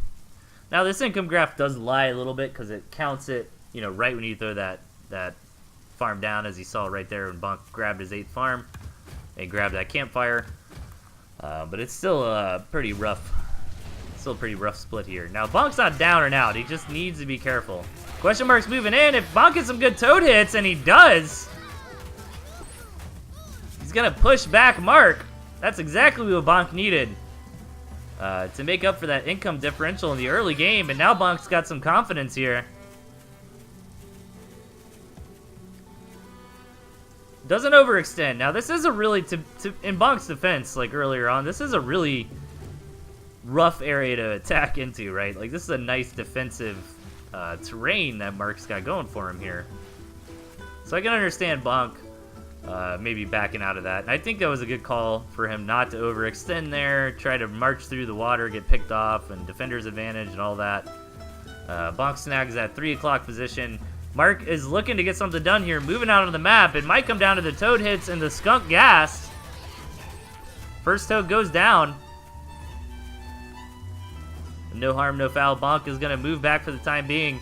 Mark is trying to do the right thing here, move his skunks forward and get some harassment done. One of the toads connects to that skunk, really damages it, but the skunk stays alive. So overall, this has been a pretty successful little poke and prod here from Mark. Both players have that second base up and running. Just got to see how much they decide to invest into it. So far, just 2 farms for Mark, and Bonk hasn't touched his quite yet. Instead, going for more units at the time being. There he goes. Going to grab 2 farms as well. All right, Mark's looking to get deadly. Moving out on the map. These are some rough chokes here to deal with. You know, both players having skunks.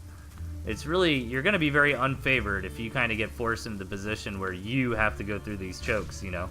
You want to try to bait your opponent to walk through there, walk through the skunk gas while their units clump up and stuff.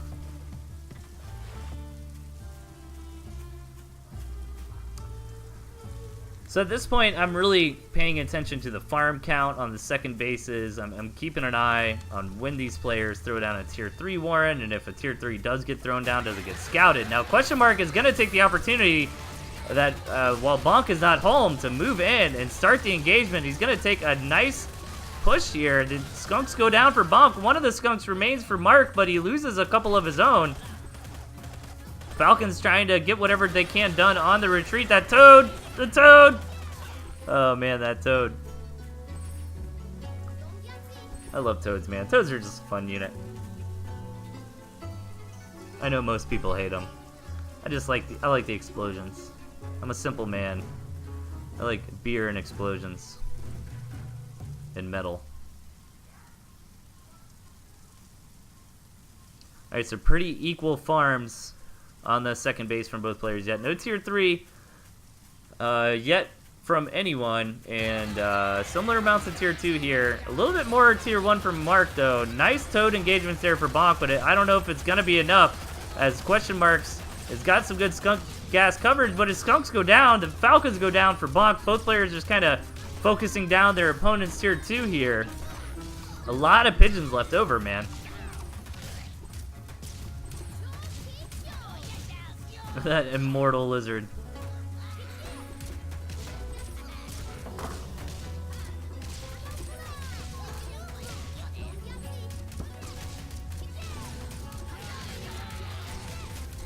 You could almost say I bet the whole bonk on you. Oh my god, I love it. And Mishi loves it too, as bonk takes the game. See, it's kind of cool, like, with the betting, when there's certain players, like the gentleman, you never know if it's a game he submitted or somebody else submitted, right? So if it's like a gentleman match, you don't know if he's going to win or lose. And I feel the same way about bonk, because bonk submits losses all the time, right? Or like Vincent versus Bratmo and stuff. But bonk indeed takes the game. I know Mishi's happy about that. Alright, what do we got next? Okay, we have a free-for-all. So, our betting options will be Yope, Onyx, Dinosaur, and Ace. So, 4 options here.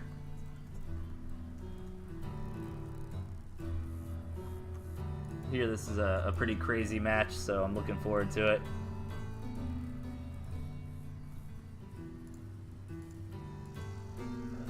Hope everybody is having a good time. Thank you all for tuning in, as always, and participating in the show. Sorry I wasn't here on Tuesday night, man. I went to a baseball game with my wife and a couple friends. The Jacksonville Jumbo Shrimp. Dude, it was the shrimp versus the biscuits, man. I think it's just a marketing tool to get you to buy the greasy, delicious baseball field food, which I definitely did. We got corn dog. I bought some jumbo shrimp. See, on the way up there, I was like, it's either going to be one or two things, right? It's either A, they're just going to be selling like so much shrimp, you know, because it's the mascot, right? So it makes sense to have fried shrimp. Or is it like heresy to have shrimp, you know, because you're eating the mascot? No, it was, option A is much more profitable, right?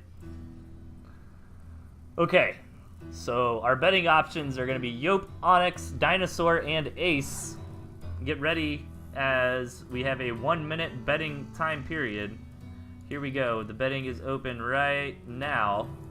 So decide on your favorite player as we hop into game number 8 of Free For All.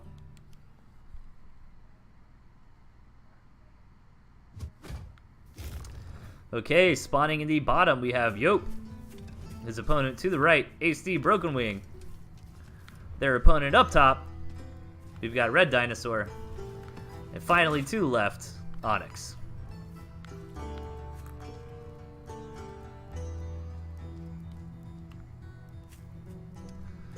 Okay. Ooh, woof. Oh my god, Onyx. Alright, I like, ooh. I don't know, I like all these decks. I like all these decks for different reasons, but hang on. Where's Yope building a mole? Alright, mole going down here, but turret in position to deflect that. Nice defense from Broken Wing. Love to see him sell that turret. There you go. Now you get up to 8 farms, but that can be risky in a free-for-all situation. In team games, you don't see that straight up to 8 farm as often. Something like a 5 or 6 farm. Warren makes a little more sense here. But, I mean, look at these decks here, man. Red Dino with the Mole Wolf. Like, I want Red Dino to win, because Mole Wolf is just hilarious, right? Yope's kind of running some standard stuff, you know. His deck looks fine. Onyx, though. I kind of like Onyx deck the best, I think. We saw Vincent do this in a Vincent versus Bratmo match. But I don't think Vincent had squirrels, did he? I think he just had turrets or something like that. I could be wrong. But Broken Wings also got a pretty crazy deck with no squirrels or lizards here. Just Toad Mole. And Yope is going to try to get in here and get something done. These Toads get some nice hits off.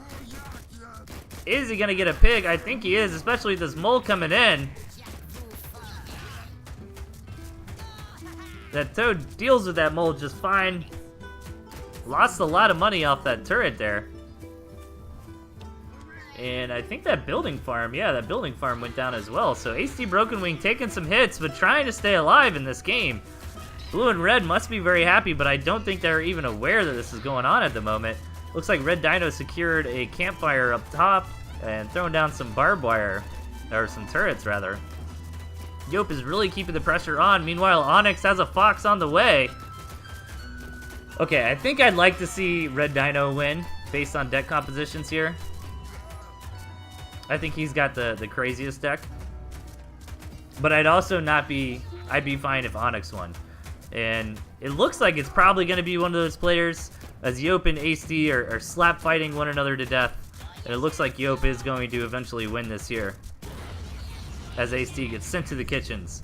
Nice, aggressive play from Yope in this game, but Yope sacrificed a lot to do that. He's still on 5 farms, and he traded a lot of army, right? Meanwhile, his opponents here, okay, that is a gristmill, so his opponents are macroing up, throwing down defense, throwing down bases. Lots and lots of defense here from Red Dino, but, I mean, what else is he going to do, man? He's got Mole Wolf, that's it. He's got the Wolf on the way. And if Red Dino... This isn't a bad position. I don't want to see Red Dino overbuild defense. Well, I guess he kind of has to, right? Unless he builds some moles, but I feel like it's worth the investment here because this is like the 1 choke into 2 bases, you know? But it's still quite a big investment. But he's lucky because Yope is, you know, not necessarily crippled, but... Oh, this is a really cool play from Yope, by the way. He realizes, like, yeah, he knocked out Ace, but, you know, he sacrificed a lot to do that. So to get back into this game, he's going to hunker down as well and try to get up a whole bunch of farms. And Onyx is not going to be happy with his Fox here, as this Fox is not going to get anything done, as both players have turtled up very well. But this Fox is, at the very least, going to give Onyx some map control here. Onyx should be pretty confident about trying to get up here and securing some of this area. And Onyx doesn't necessarily need to win the game with this Fox, really. You know, he's got a bunch of other crazy tier 3 in his deck, which he's throwing down one of every single one, by the way. So I don't know. I actually really am impressed by Yope here. I think this was a really clever way to approach kind of being behind in a free-for-all. And you know what? I mean, his economy is really in first place at the moment, so it's going to start making up for how much he lost earlier on, knocking Ace out of the game. So I don't know, man. I think all 3 players are still in this game. Yope's setting up that chameleon trap. Yeah, everybody's seen the Fox, so they know the Fox is on the way. Red Dino really can't do much else against the Fox besides this right here. I mean, this poor Fox, man, just wants to kill something. Not going to be able to, though. I wouldn't have minded Onyx even selling that Fox off, but it's probably not necessary. I mean, it's just a fun free-for-all. But what I really am concerned about is who's going to be the first one to really... Oh, my God, look at all those turrets, man. Who's going to be the first one to get out on this map? And, you know, this is a little bit too much defense here from Onyx. You know, I'd kind of be more on board if... or, I'm sorry, Red Dino. I'd be more on board if he got the 8 farms on his second base, you know what I'm saying? And then he built all this defense, but, you know, the economies for his opponents have been better for the time being. Yeah, now Onyx is trying to spread his tentacles out onto the map here. He's got the owl. He's got the owl. Bleh. Bleh. There we go. He's actually got almost all the tier 3 at this point. He's going to go hard on the Fox. I'm a little surprised about seeing a second Fox here. I would have expected a second Owl or Badger, perhaps.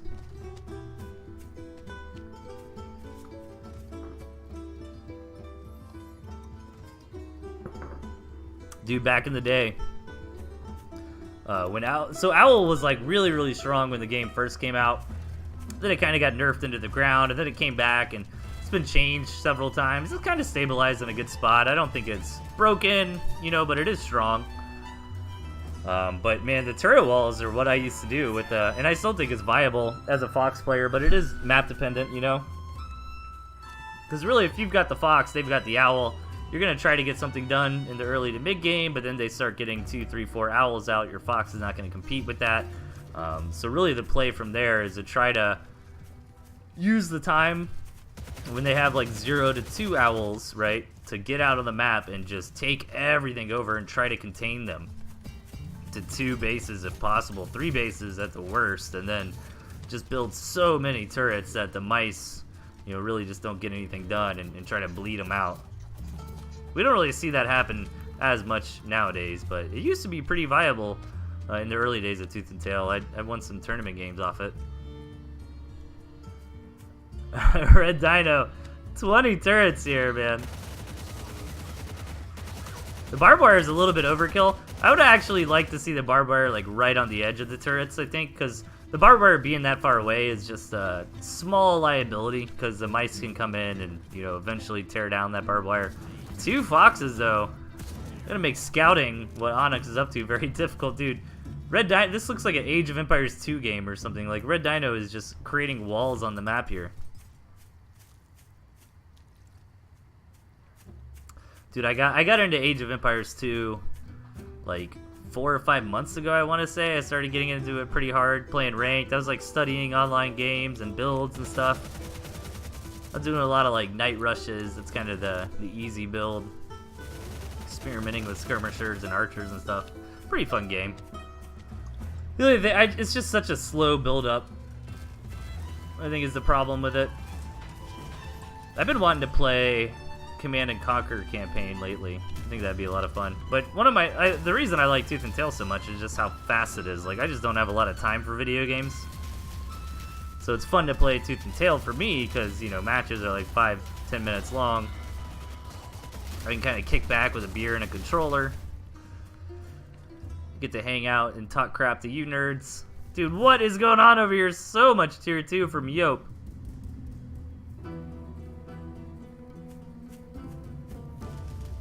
This isn't speedrunning, and Dell doesn't sound drunk at all. Dude, I'm trying to get drunk, man. My alcohol tolerance is just too high. I think I'm on my 5th or 6th beer.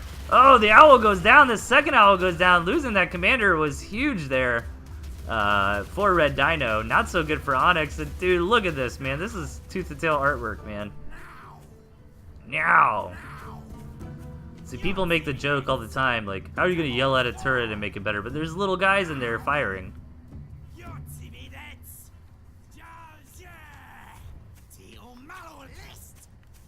Dude, look at this. Maybe another artillery on the ground right here for my OCD. What's even happening anymore? Yope has got the space over to the right. Oh man, Onyx really can't even get close without his commander just getting deleted.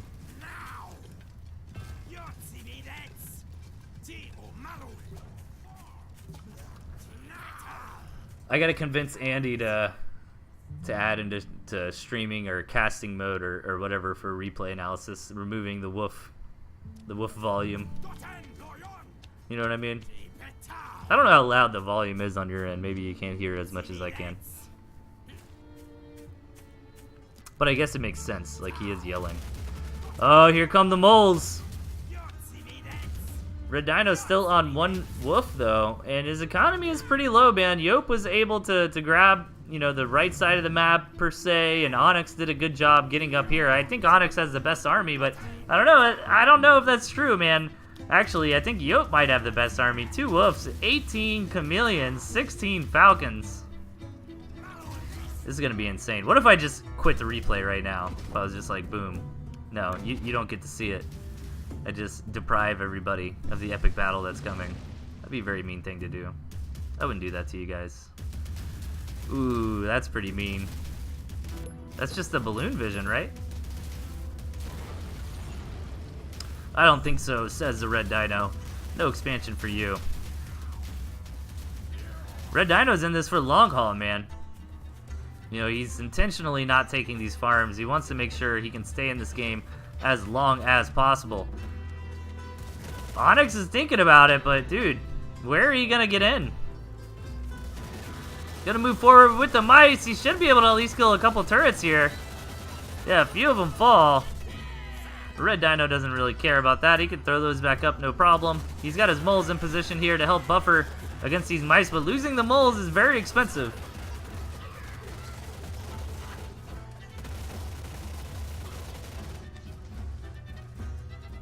You should try some scotch, Dale. I do like scotch. I don't drink liquor a whole lot. What if I do? It's normally whiskey or scotch.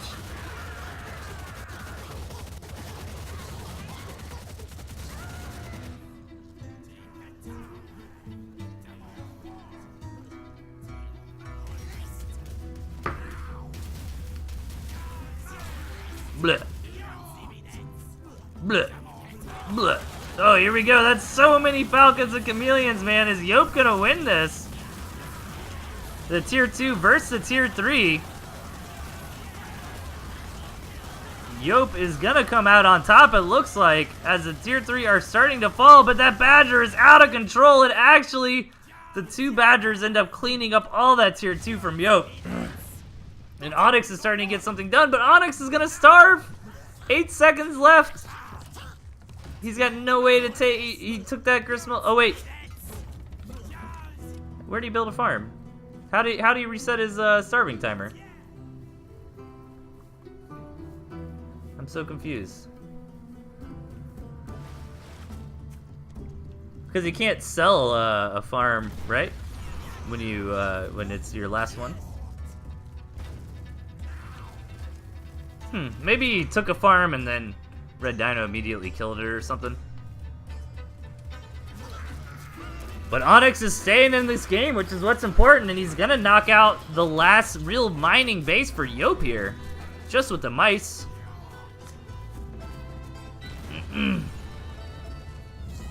Yop is now starving. Built a farm by the first wall, then it gets sniped by a balloon. Well, a building farm can't get sniped by a balloon, though. Alright, something just happened. Yeah, Yop with the counter attack there.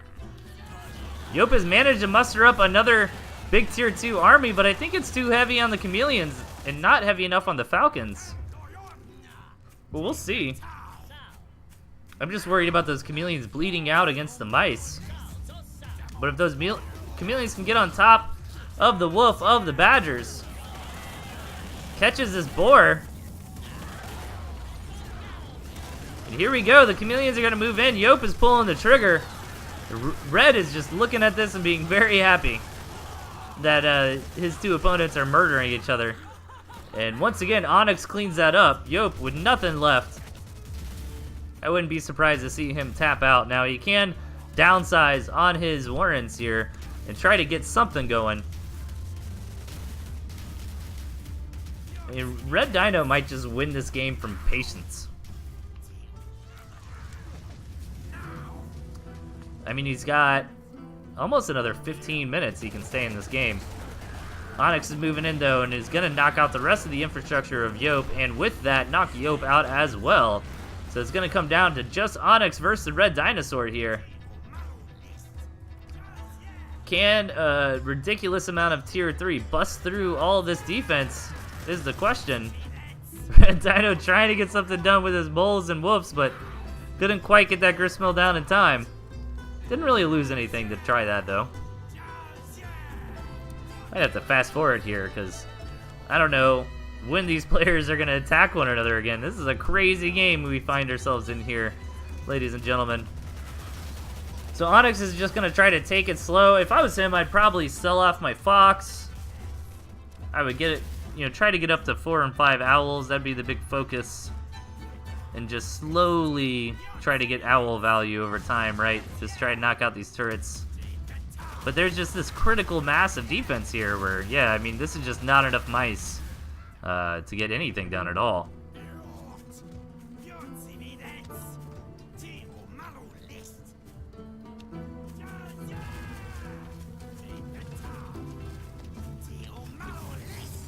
So we are going to fast forward a little bit as Red Dino draws his battle lines and tries to secure more and more of the map. Grabs that other base, which is very important. But Onyx finds a hole to get in there and knock that out with his mice. Well played there from Onyx. I think Onyx just has to focus on getting up more tier 3 here. And I'm worried for Onyx, though, because the way Red Dino is splitting this, he can pretty easily build a couple moles to, you know, finish off these warrens over here. So then Onyx is in an awkward situation where he's like, do I want to sell and rebuild those warrens? But if I do that, then there's going to be, you know, 100 seconds where I don't have anything. And Onyx is playing this correctly. As long as he can prevent Red Dino from taking this base, he can kind of maybe win. Yeah, he can definitely win this in the long run. He can just survive mathematically longer than the Red Dinosaur can here.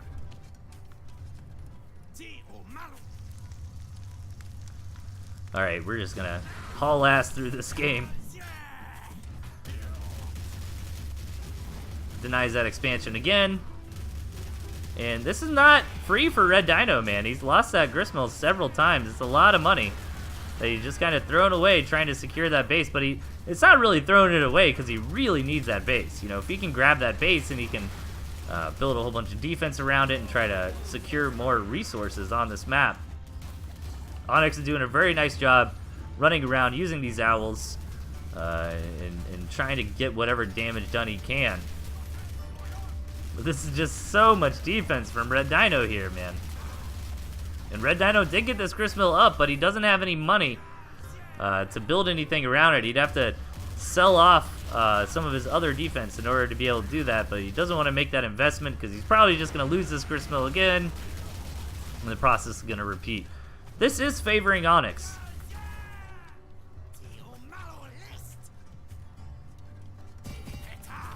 I mean, if you're Red Dino, do you just sell everything and build a bunch of moles everywhere and try to, like, take out every gristmill at once? You need to be careful about using these moles to defend against the mice, though. The moles are expensive. You really can't afford to be losing them. Only a couple farms here left for Red Dinosaur. Onyx isn't mining much either, but he doesn't really need to, and he has the opportunity to mine, you know, 3 bases essentially here.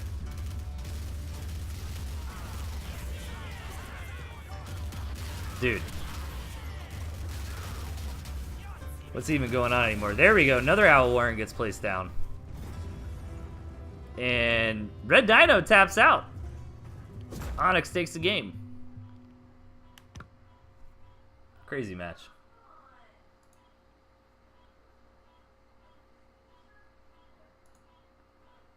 Okay.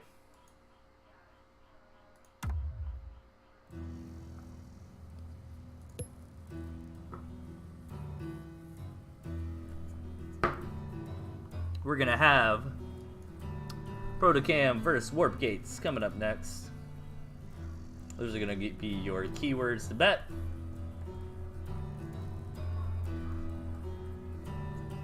And the betting is open right now.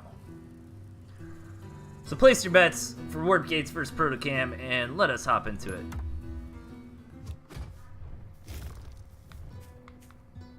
Alright, spawning in the bottom, we've got Warp Gates. Cold Warp Gates, I should say. And his opponent to the right, Protocam.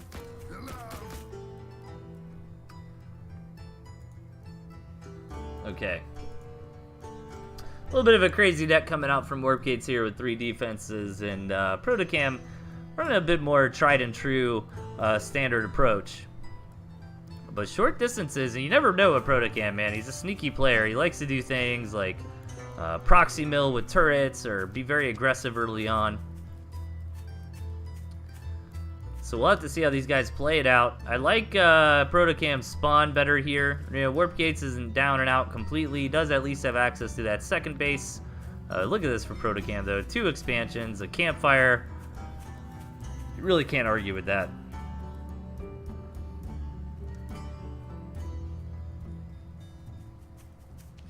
Alright, so Protocam taking a quick campfire, but he doesn't really... It's not necessarily greedy as long as he throws down a Warren right there. There you go. So that's kind of the equivalent of 8 farms, and you can grab that additional farm later.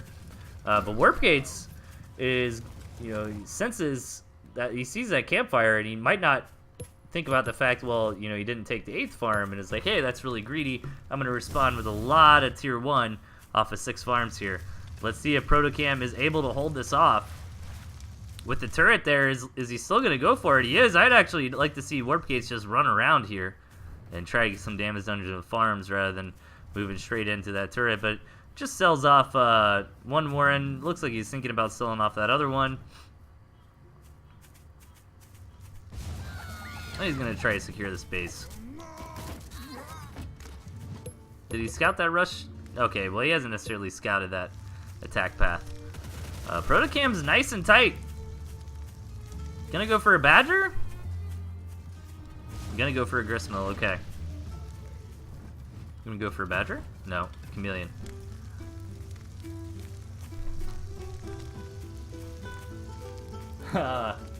Ryan, man, you barely missed it. Yeah, the bet is super quick. think that makes the most sense. I was thinking about doing a 2-minute bet, but the matches are just so fast, you know, by 1 to 2 minutes in, you might, you know, something crazy might have already happened. I don't think 2 minutes would be unreasonable. Protocam going down, throwing down that Badger. Gold Warp Gate's also building some defense here.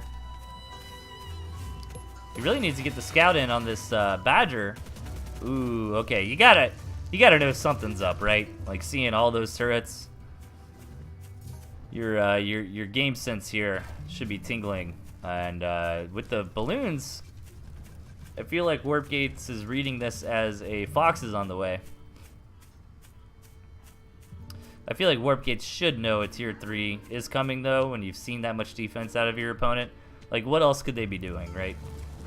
I like to pick up on that campfire there.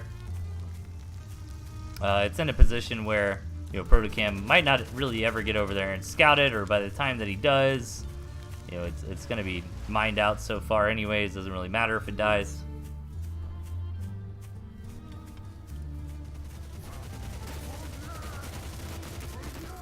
All right, so Warp Gates has identified what is going on for Protocam here. Protocam going almost straight up to full 2-base saturation plus Badger on the back of a lot of turrets here. The Badger is almost here. And Warp Gates, I love this response, man. Just a ton of lizards. Yeah, I think I'd sell off some of this defense and try to get my own economy going, because he has identified... Oh, no, man. He's going to go all in on these lizards.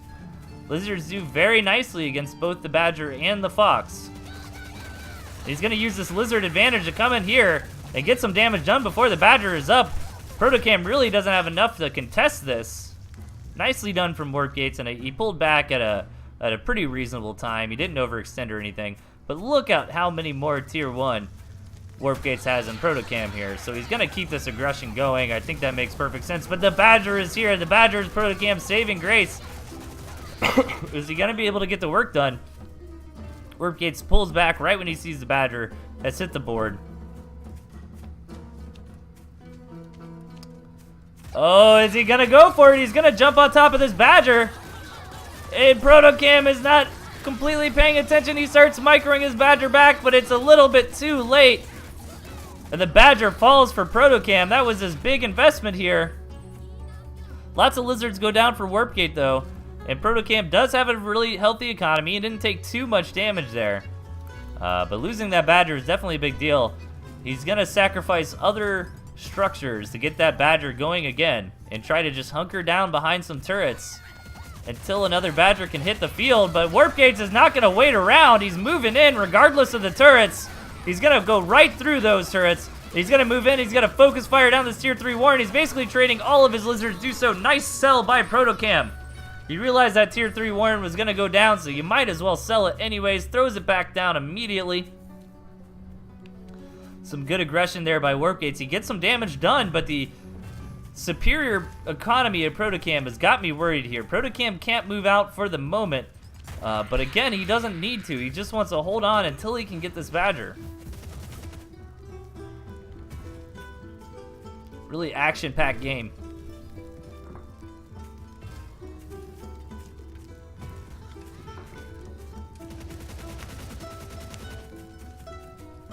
Yeah, it does show that you're live with a couple viewers, Liquor. I don't know, that might be because of raid. I don't know.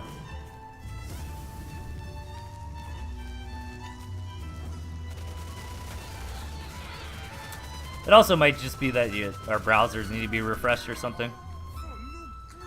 Okay, so Warp Gates did see the tier 3 there, right? Yeah, okay. So he knows it's coming. Badger has been bought and paid for. It's only a matter of time until it's back out ready to rock and roll. This campfire really paying off for Warp Gates here. But third base for either player is going to be difficult. There's this very tempting one all the way over to the side I'd like to see Warp Gates take. But Misclicker, you know, once he grabs this base, or Misclicker, lol. Protocam, if he grabs this base, you know, he's going to lock out the rest of the map essentially. Protocam now identifies this campfire. Is he going to move over and try to get it? Yeah, just with the chameleons. Very nice there. Also going to grab that gristmill now. Warp Gates does have this back entrance to get over to this other expansion of the side. But here we go, man. Warp Gates with the massive lizard run by. He's gonna try to catch this badger. Oh my god. The badger just getting moved around from a unit collision there. And actually, a very phenomenal hold for Protocam. Warp Gates bleeding off a lot of units and not getting a whole lot done for him. You know, Warp Gates, I feel like he's getting a little bit desperate here. He's going to try to find attack angles that Protocam is not expecting. Meanwhile, Protocam is on the attack. We might have a base race scenario on our hands here. And Protocam doesn't even have enough money to take this campfire. Misclicker probably could have just won the game if he kept pushing in. Or Misclicker, I said it again, Protocam. Man, the chat threw me off, you guys.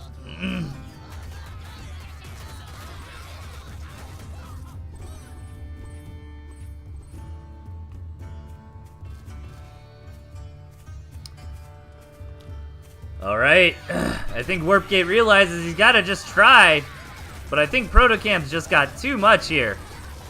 And he's going to take the match. Really entertaining match. I think that was my favorite one of the night so far. That was really fun to watch. That one got me hyped up, man. Okay, so a victory for Protocam there. Boom. Boom, Maruski. Okay, what do we got next? We are going to go into a 2v2, so we're going to have to do that awkward 2v2 betting style. So let's hop into it. Okay.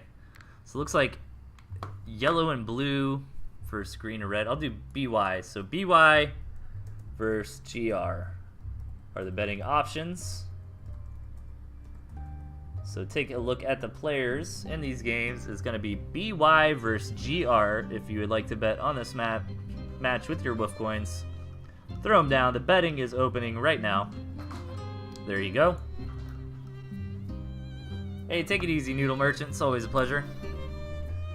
Alright, spawning in the bottom, we've got, representing our blue and yellow team, Sledge and two Trailer Park Girls, and their opponents up top in the green and red, Mochaccino and Milk Toast.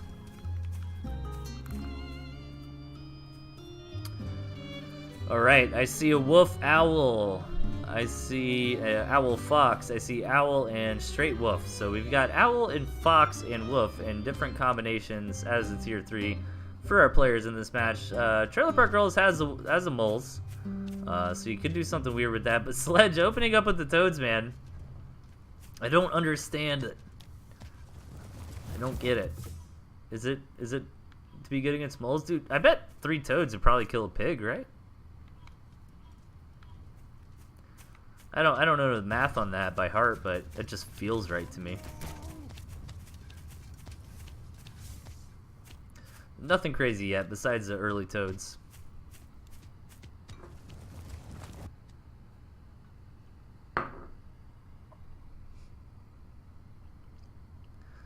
Okay. Oh yeah, I think maybe 3 Toads kills a pig, or maybe it's just 2. As Sledge is already moving in with just 2. It is just 2. That's why we see the Toad opening. Very nice there. That's some really good value. Well done there by Sledge. Yeah, Toad's single target damage is crazy good, man.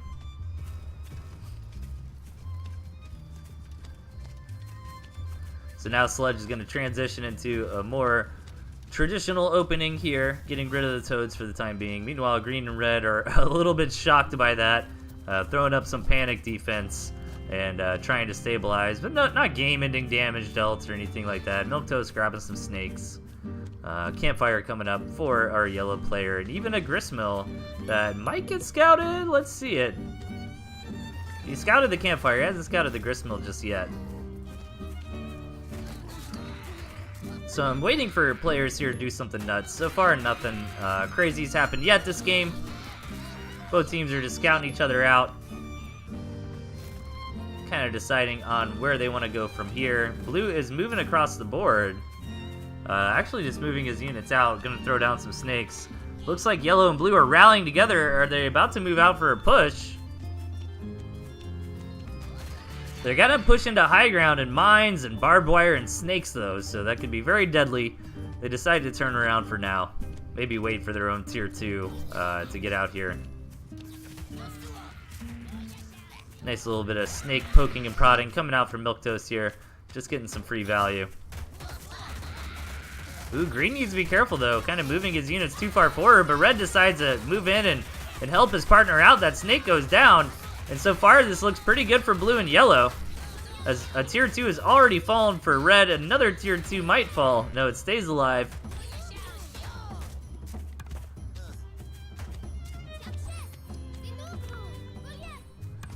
And the game is going to advance from here. Now, yellow does have a very healthy economy going on. Green and red need to force themselves out on this map. The gristmills here for everybody are kind of awkward. You know, maintaining this high ground here is going to be very important for anybody. The ferret is here for Mochaccino. The blue and yellow are going to push in. They've got a nice concave on their opponents. Red is retreating very far back. And blue's going to move in and try to knock out this ferret. Ferret number 1 goes down. Ferret number 2 survives. Oh no, it's going to barely go down as well.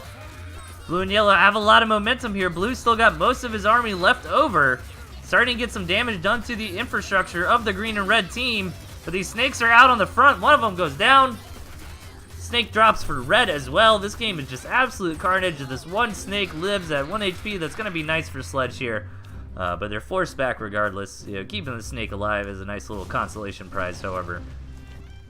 Overall, I feel like that was a decent attack for blue and yellow, but red's already got the tier 3 warren placed down. And he's just waiting to afford this fox. And the 5-minute mark is going to be upon us in 30 seconds here. So second bases are going to become more and more important. Yellow is already fairly established, but no other player on this map has an established second base. Now, Sledge does have a gristmill up, but he hasn't really thrown anything down on it just yet. One farm queued up. And here we go. In 10 seconds, these economies are going to take some hits. Yellow and blue decide they're going to go for it. Lots of moles. They need to wait for these moles, though. These moles need to be on the front lines, but they're going to take the engagement before the moles are ready. Blue and yellow moving in. One of the snakes goes down for red. One of the snakes goes down for blue. And here come the moles to support. A little bit late to the party, but better late than never. The other snake falling for red, and blue and yellow might have done it here and pierce through their opponents. A fox is almost done, but the fox warren gets noticed by Trailer Park Boys. Girls, rather. Knocks the fox warren out, knocks Mochaccino out. Milquetoast isn't going to be long for this world either. Blue and yellow take the game.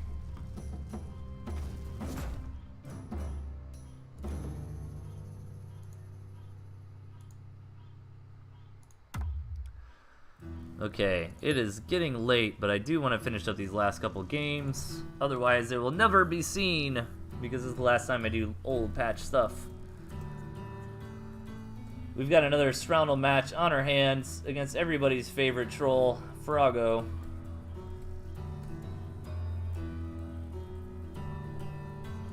Betting is open right now. Throw them coins down. Let's hop into it.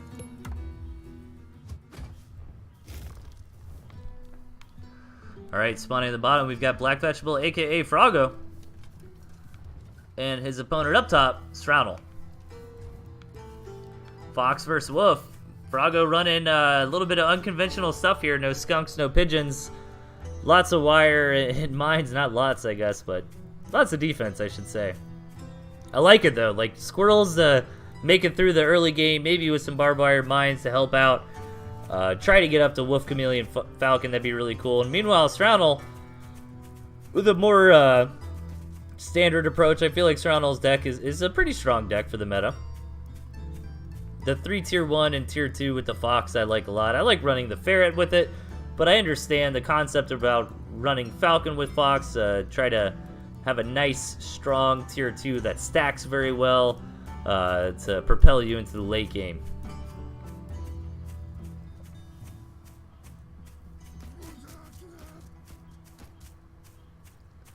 Alright, let's see what these guys want to do. We've been seeing more people go straight into tier 2 rather than going for the 2 tier 1. So are we going to see that this game? No, it doesn't look like it. Maybe Froggo does it. Yeah, Froggo's going to go right into those chameleons. Meanwhile, Stroundel with the more traditional opening with 8 farm, double tier 1. He's going to sell one of those warrants, however. I feel like going 8 farm, one tier 1 campfire is safe. I don't think 8 farms straight into campfire is safe though. But against something like a fast tier 2 it would be, but you really just can't know that at that point. So Stroudel sees the fast tier 2 here. And the chameleons actually do really good against the lizards. Not so great against the toads. It really can depend. It's kind of hard to say. I feel like in general I favor toads versus chameleons, but you know, it can do well for chameleons as well if the toads overkill the chameleons, or if the chameleons are kind of gladly sacrificed to keep the squirrels alive, you know. Little things like that can matter. I love little mind games like that. You know, you build a mine, your opponent sees it, you sell it off, and your opponent really has no way of knowing whether or not you sold that mine, right? So, but at the same time, I feel like mines are the most powerful when they catch your opponent by surprise. So Stroudel knows mines are out on the map, especially with something like the fox. You know, if he doesn't know about the mines, you know, Frog could build a couple mines right here on the edge of this high ground and blow the fox up, you know. But now Stroudel knows about the mines, so he's going to be careful. He's going to use these lizards here to try to mine sweep, as you can see him doing, and try to trigger the mine to only hit maybe one of the lizards. And he should be very careful, kind of testing ground with this fox. But Froggo's got a really strong economy, and Froggo scouted the fox? No, he did not, actually. So he doesn't know the fox is on the way. Barbed wire mines are okay against the fox, but the chameleon is what I'm looking forward to here, man. If Froggo could set up a chameleon trap and knock that fox out from the shadows, that'd be totally dope to see. The second base is getting absolutely out of control. Frog going straight up to 16 farm economy here, and Stroudel only having this campfire to his name. He needs to consider taking a second base, but you know, he really doesn't at this point. Like, this is a very, very greedy second base from Frog. Stroudel has identified it, though, so I would love to see him expand and get that going. But his strategy here is to try to get this fox out and get some damage done, right? So I don't hate that his economy's behind, but when you see your opponent is macroing that hard, you kind of gotta start matching it, right? I feel like Stroudel took this second base a little bit later than he should have. But he does take it, and he should be able to throw down several farms here before moving out to harass with the fox. So the fox is out on the board.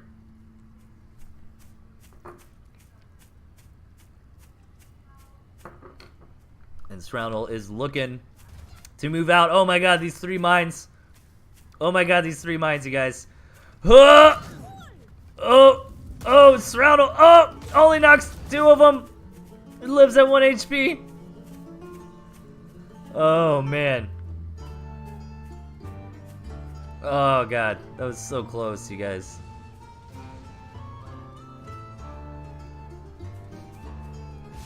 And 1 HP on that fox. Those mines get busted. We've got to see these mines take this fox out of this game. And no pigeons here for Stroudel. It means he's gonna have to wait around for quite some time for this fox to heal up before he's able to get back out on the map with it. I feel like pigeons synergize really well with fox. I think a lot of people disagree with me on that point, but just because, you know, the turnaround rate for your fox, you know, the downtime of the fox is just basically null and void when you have pigeons, right? Because your fox is dropped down to 1 HP. You know, you heal it back up in like 3 seconds, and then you move back out with it again.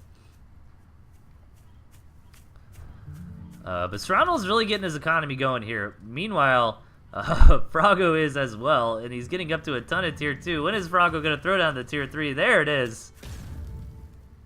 And I love it. Oh, there it is. The fox goes down. Nice pickup for Frog.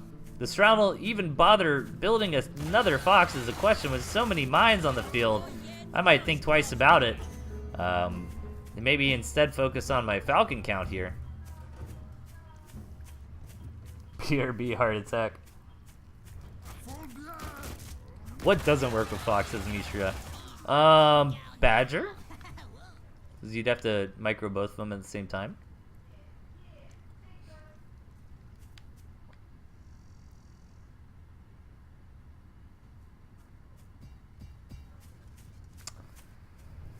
All right, all right. My favorite way to play Fox is like ferret, pigeon, turret, Fox. Because you can set up really awesome contain, poke, CG strategies. A lot of fun for me, not so fun for my opponent. So Stroudel did invest in another Fox here. Throws down another. He's going up to triple Fox, boys.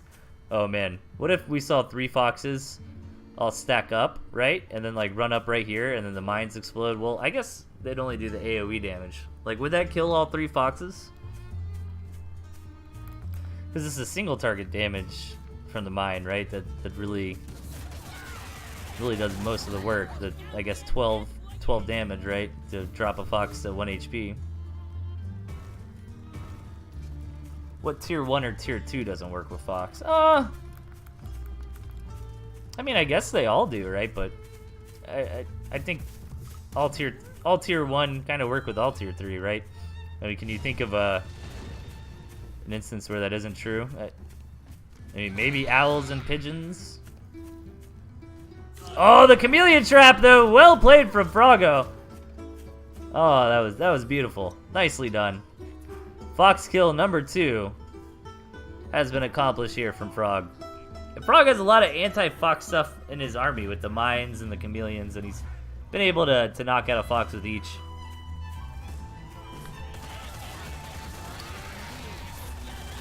Nice value from those toads knocking out that chameleon, but Frogo is positioning himself to move forward, knowing that now is a good time to attack as the Foxes are down. And just so many chameleons here. A really cool army composition from Frogo is going to be enough to push in, lead him to victory.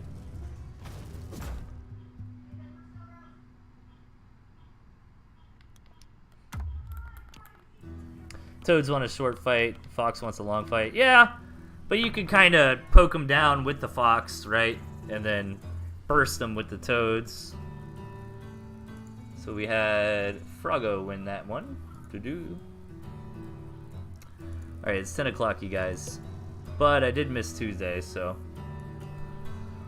I guess we can burn the 10 o'clock oil a little bit and wrap up these last couple matches. So this is going to be a fun one, guys. We got a very high-level match here for you in between Pyle and the Gentleman. And after this, we're going to end it on another crazy 2v2. Let me grab another Yingling. I will be right back.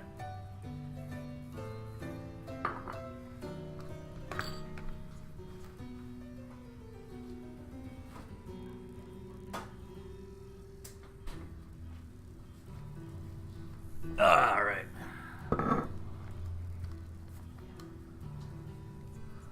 Okay, so how's the stream? We dropped a couple frames, but doesn't look like it was very much. Betting for Pile and Gentleman opening right now. Throw down those wolf coins. Let's hop into it.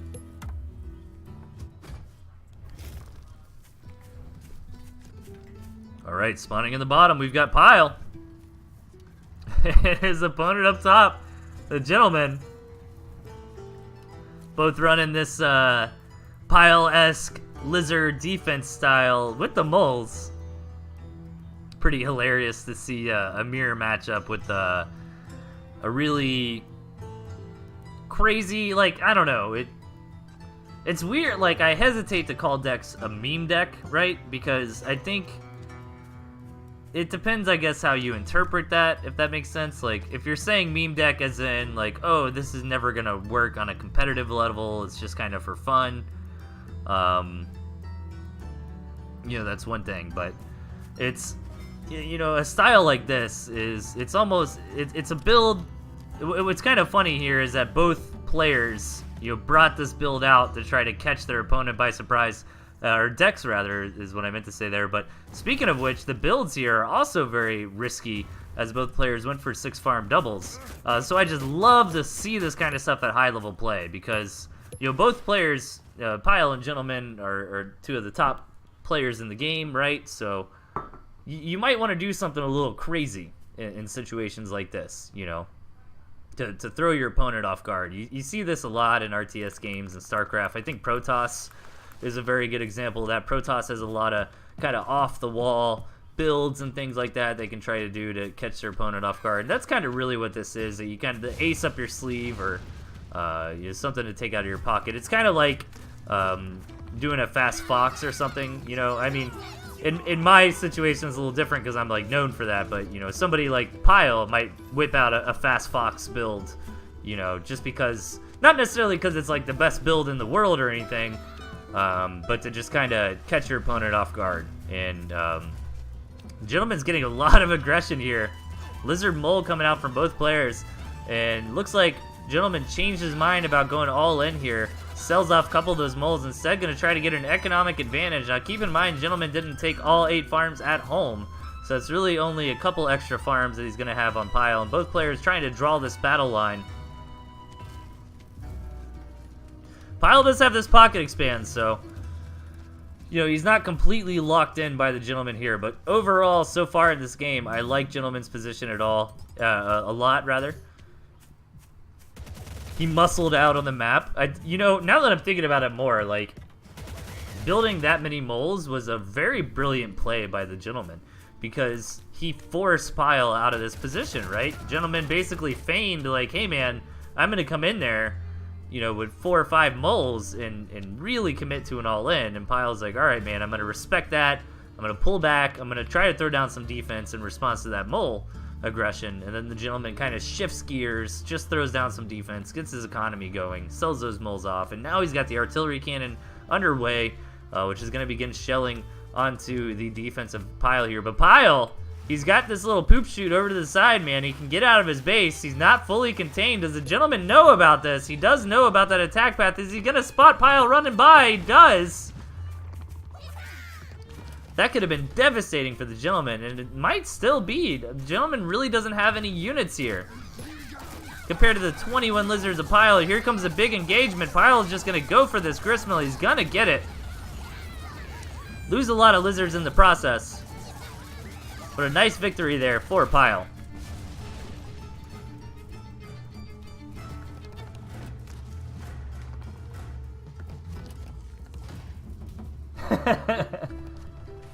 Gentleman says, I tried to take his deck as retaliation for him taking Bellified. It is a pretty close mirror.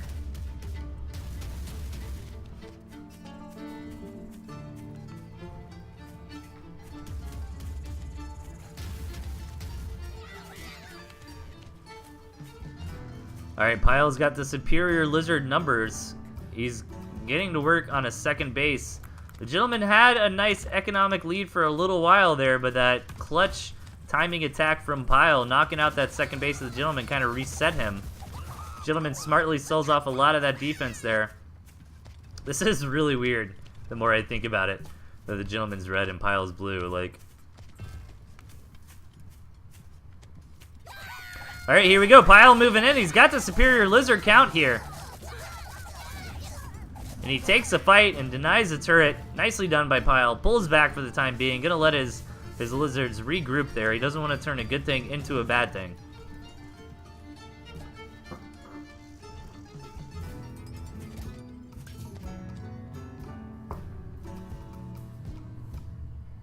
Alright. My wife's playing BioShock. That's awesome. Might go say hi to her after the chat. After the show, rather. Okay, maybe I'm starting to get a little drunk. I don't really feel drunk. I just feel nice and loose. So pretty equal lizard counts here from both players. Pyle's got the better economy. Starting to throw down some mines. Gentleman does not want to let those mines get up. Pyle's gonna pounce. Ooh, and that turret gets up just in time to help out in that fight. Nicely done there by the Gentleman. Cleans up that engagement, and for once the Gentleman comes out on top on an engagement. Got to be feeling happy about that. The mines go off. Get some nice value there for Pyle. Gentleman backs out for now. This is rough, man. Gentleman's looks like he's considering some kind of, you know, base trade, but he really wants to get these mines taken out. You know, better off just 1 or 2 lizards, you know, dying than a whole pack of them for those mines. So nicely done there by the Gentleman.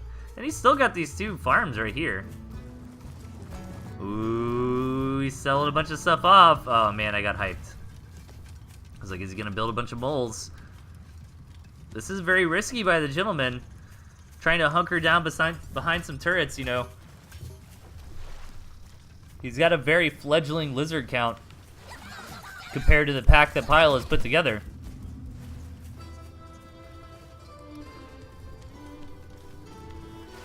Oh, here comes the gentleman. Ooh, he's pulling back.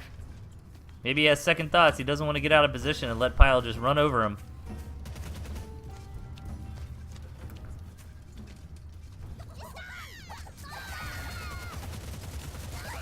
All right, Pyle taking the engagement underneath 3 turrets. Is he gonna have enough?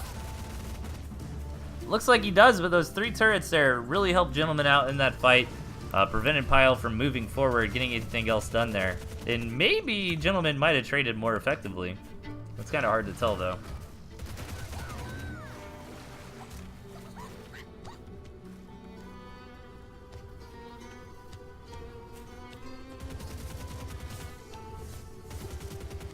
Man, Gentleman's like thought about coming over here a couple times. I guess it really doesn't matter much getting that gristmill, like, you know, well, it does matter for a base race scenario. Which Gentleman's probably going to be looking for. I feel like he's a bit behind in this game. Here comes Pyle, man. Throwing down some mines in an unexpected location. Gentleman, I don't think scouted those mines out. He knows Pyle's over there, though. And he's just going to use this opportunity to try to move in, grab that turret while Pyle's away. Maybe even get some other work done.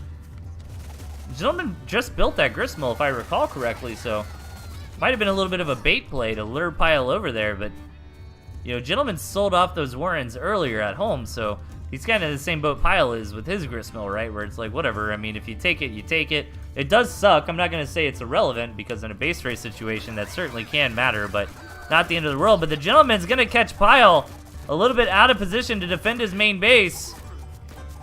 But Pyle's just going to use this opportunity to return the favor to the Gentleman. But does Pyle have enough? I think the Gentleman's going to get back in time to defend. He is, and Pyle taps out. What a great action-packed lizard replay from some high-level players here. Is Mishi giving away points, man? That's very nice.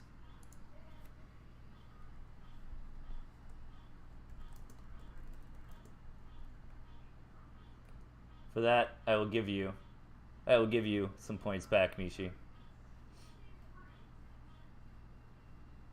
Look at that.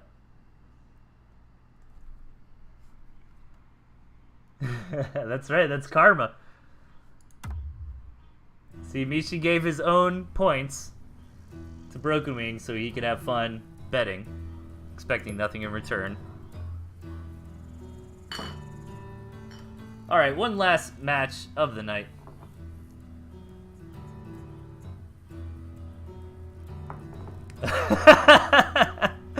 Looks like Ace just busted Michi. He's like, what? I gave Michi 200.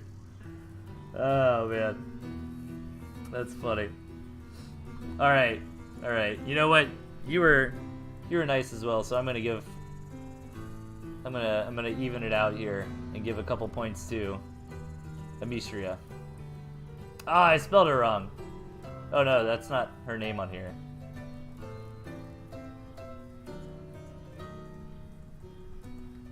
Be nice if I knew how to run my own bot.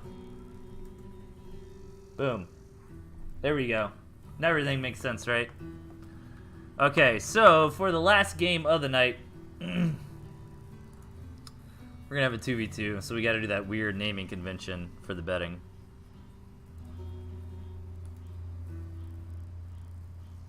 Hey, see you later, Protocam. Have a good night, my man. Who else is still around? If you've been lurking on the chat, man, if you pipe up right now, I'll give you some wolf coins. Just saying. To my hardcore fans that are sticking it out.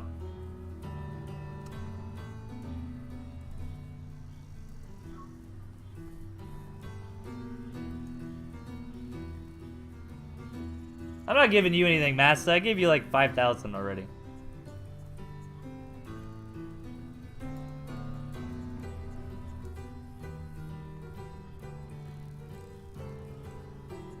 You got plenty. Master Stealth's got like all these coins, and he's like asking for a handout. He's like a rich guy applying for food stamps, man.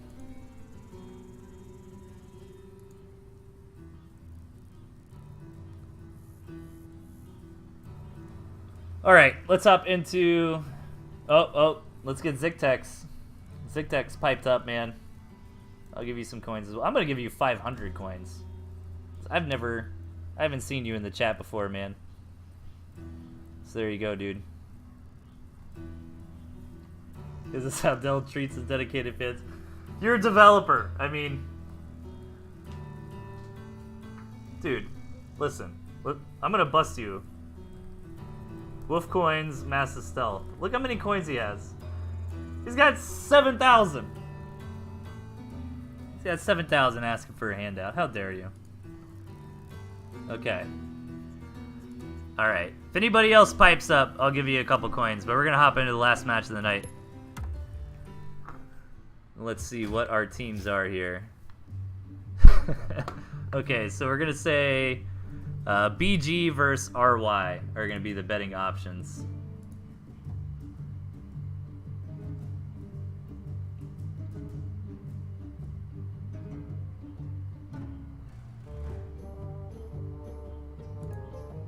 Hey, don't knock food. I'm not knocking food stamps. Alright, alright. Okay, what are we doing? BG versus RY. Yeah, I heard you're into doing local political stuff, Amishri. Let's do. I say a thumbs up. I can't talk too much about politics because, you know, decisive thing. It's not good Twitch policy to do. But a thumbs up. It's always good to get involved, man. If you're red or blue, or independent or whatever, I think it's really cool. I know a couple guys who are really involved in the local political scene here. I try to help them out when I can. All right. So BG and RY are going to be the betting options, and let us begin to bet now. Boom, boom. Oof coins. Oh, it should have been oof coins, man. That'd be great. All right, so it is up, you guys. You can either bet RY for the red and yellow team or BG for the blue and green team. Without any further ado, let us hop into the last match of tonight. On the bottom, we've got Grinkers and Fart Gambler representing our blue and green team. And up top, in the red and yellow, we have Pug I Am and Vlad Lad. Alright. I see a fox, I see a wolf, I see another fox, and a badger as far as the tier 3 are concerned in this game. Nobody's running super silly nonsense decks. I think everybody's deck looks fine, you know.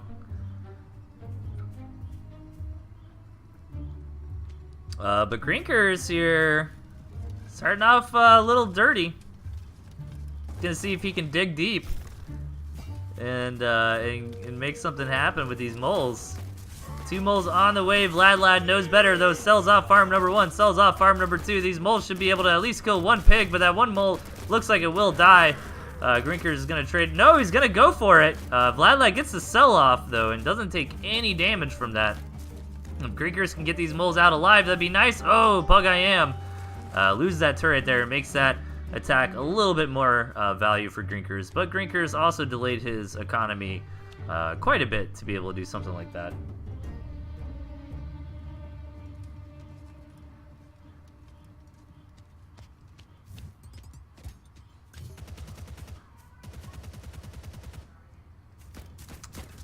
Miss Clicker, it's wolf coins as one word, my man.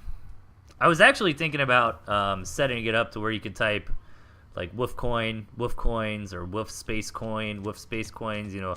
Really, I could set it up to where all those things would trigger, letting you know how many points you have. It wouldn't be that difficult. Maybe I'll do that this weekend. Alright, so besides that mole rush in the early game, nothing super crazy yet from the players. It looks like red and yellow. Red's trying to get this expansion going. I like the map much better for blue and green here.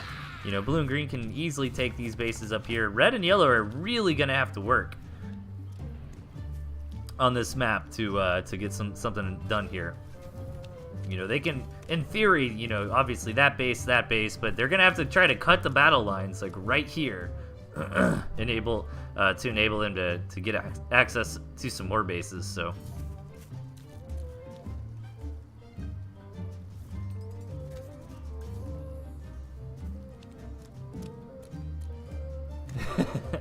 You refuse what, Miss Clicker, to not put a space? Is that where you're gonna draw the line?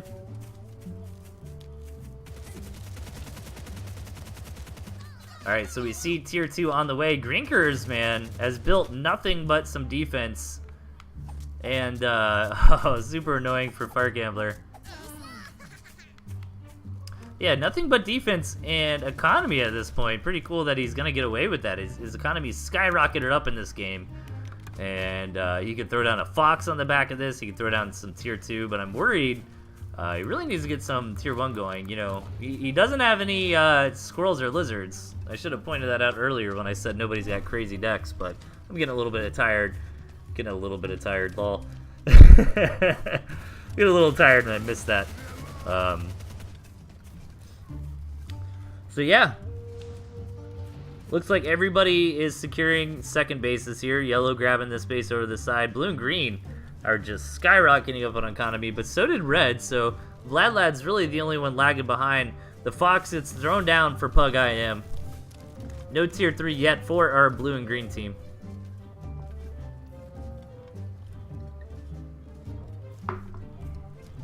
Oh man. I'm not drunk. I'm a little buzzed, I guess. I'm really not as drunk as I should be. I'm drinking like 5 or 6 beers over 4 hours. So I've been drinking like a beer an hour. Something like that.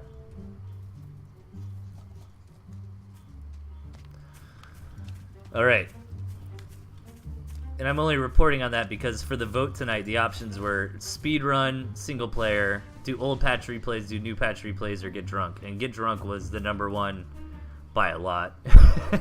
And what sucks is it ended up being like, get drunk had the vast majority of votes. And then the other 3 options were like tied. Dude, this game is just an eco fest. We haven't really seen a big engagement come out yet. Everybody in the map is just going super crazy on economy. Vladlad's really not pushing as hard as he should be, I feel like. But then again, he doesn't have 100% confirmation that his opponents have gone, you know, super hard on eco. So Vladlad might have one of the better armies at the moment. The Fox is almost here for Pug IM. And between the Fox and the Ferrets, they're going to have a lot of siege capability.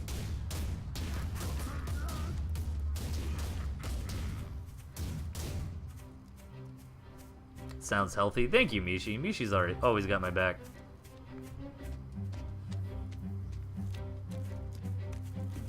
What is up with all this tier 3, you guys? 4 Foxes? 4? Why do you need 4 Foxes? What are you gonna do with 4 Foxes, Dan?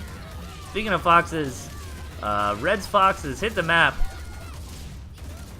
And the big engagement is going down. So many Ferrets here, too. Like, Vladlad's got 4. Red is trying to get up to 8. So 12 Ferrets versus 4 Foxes? What even is this, man? 2v2 is so weird. I'm telling you. 5 Foxes, I'm sorry. I don't want to offend Grinkers here by not correctly reporting in on the ridiculous number of Foxes he's building. Green's got a nice, healthy army, though. Lots of chameleons here. Ooh, blue with the sneak attack, though. Very nice play by Grinkers. Really going to cripple the economy of Vladlad as we're well past that 5-minute mark. The main bases here are almost mined out for everybody. And these Ferrets are just raining hell down on this retreating army, picking up kills wherever they can. Ooh, okay.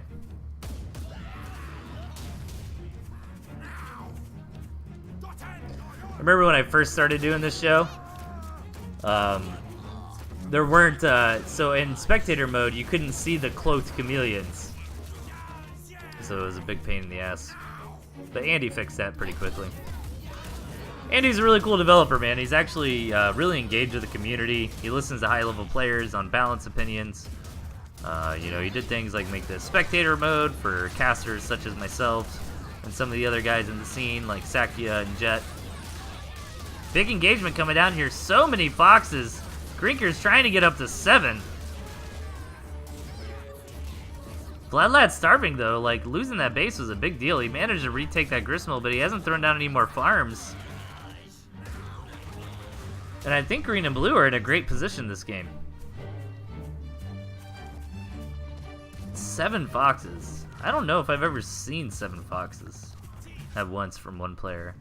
I think the most has been like you can kind of justify 2 foxes, because fox versus fox, you'll one-shot them, you know? I guess it depends on the targeting. Like, it can be wasted DPS if they all overkill a squirrel or something, but in most engagements, they probably spread out their damage, I guess, based on whatever's closest to them.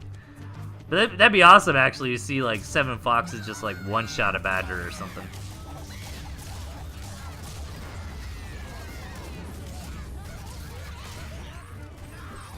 Nice attack there from red and yellow, just getting done what they can. But I feel like blue and green are in such a good position here. Their economies are very powerful.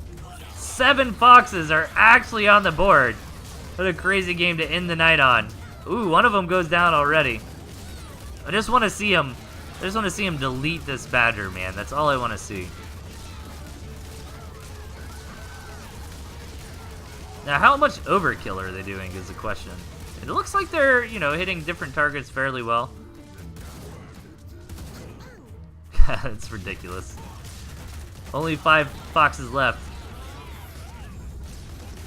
Boom! That would have, like, killed that badger at full HP. Dude, I'm thinking about it. I don't think I've ever seen 7 foxes from one player before. And I've casted hundreds of games at this point. I mean, 73 episodes times 12. I think I'm somewhere around 1,000 games casted. I don't think I've ever seen 7 foxes, so. Nice job by Grinkers. I really like this fox skin, too.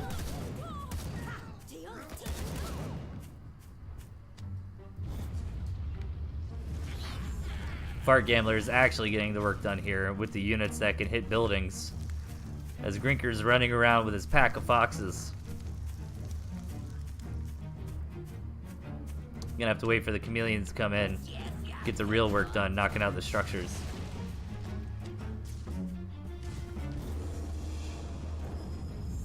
Well, apparently Toads will delete. Dude, yeah. I was surprised, man. Like, I knew you won the game, right, when those Toads hit the badger. I just didn't think you had any Toads left, but dude, those Toads, like, killed that badger so fast. But I think the Falcon had a big part of that as well.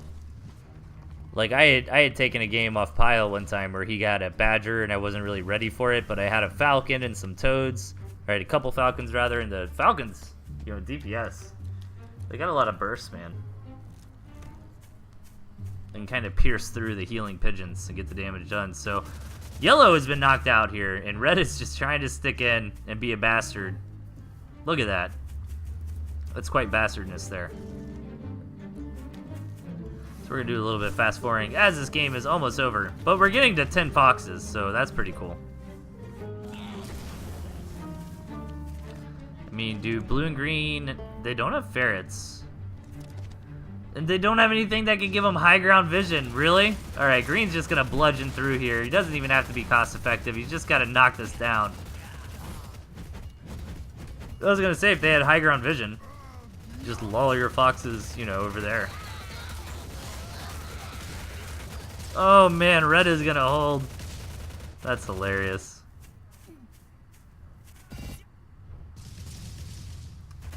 This game is most certainly over. Red is just being a bastard here. Oh man, Grinkers is my hero tonight, man. 7 foxes into 54 moles. I love it. I love it. Let's see it, man. Let's see these moles penetrate this defense. Ooh, that's so much defense, though. Oh, the mole's gonna be enough. They got the whoop there to back them up. Dude, it's so many moles. They're gonna suffer heavy losses, but they're gonna make it through. What was it, like 54, right? So what, like 30 moles died to bust that, but they got in there. They're gonna knock Pug I Am out, and blue and green are gonna take the match.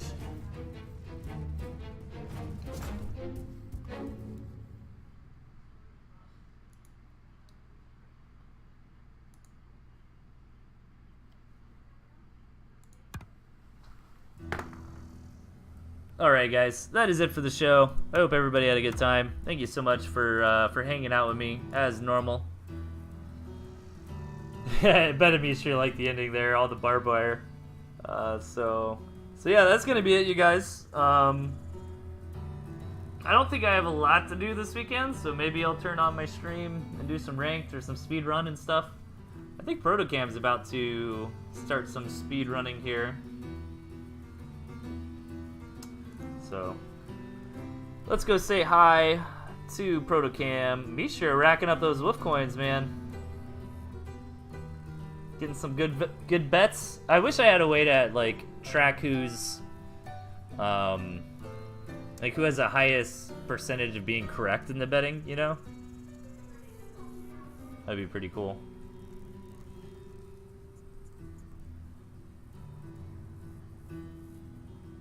Still, check out that replay I sent you. You don't need to stream it, just watch it. I'll stream it on Tuesday, man. It's a new patch replay, isn't it? Alright, let's go say hi to Protocam. Let's go say blah. So go to Protocam's chat, give him a blah. And no promises, but I might do some streaming this weekend if I feel like it. And I will see you guys on Tuesday.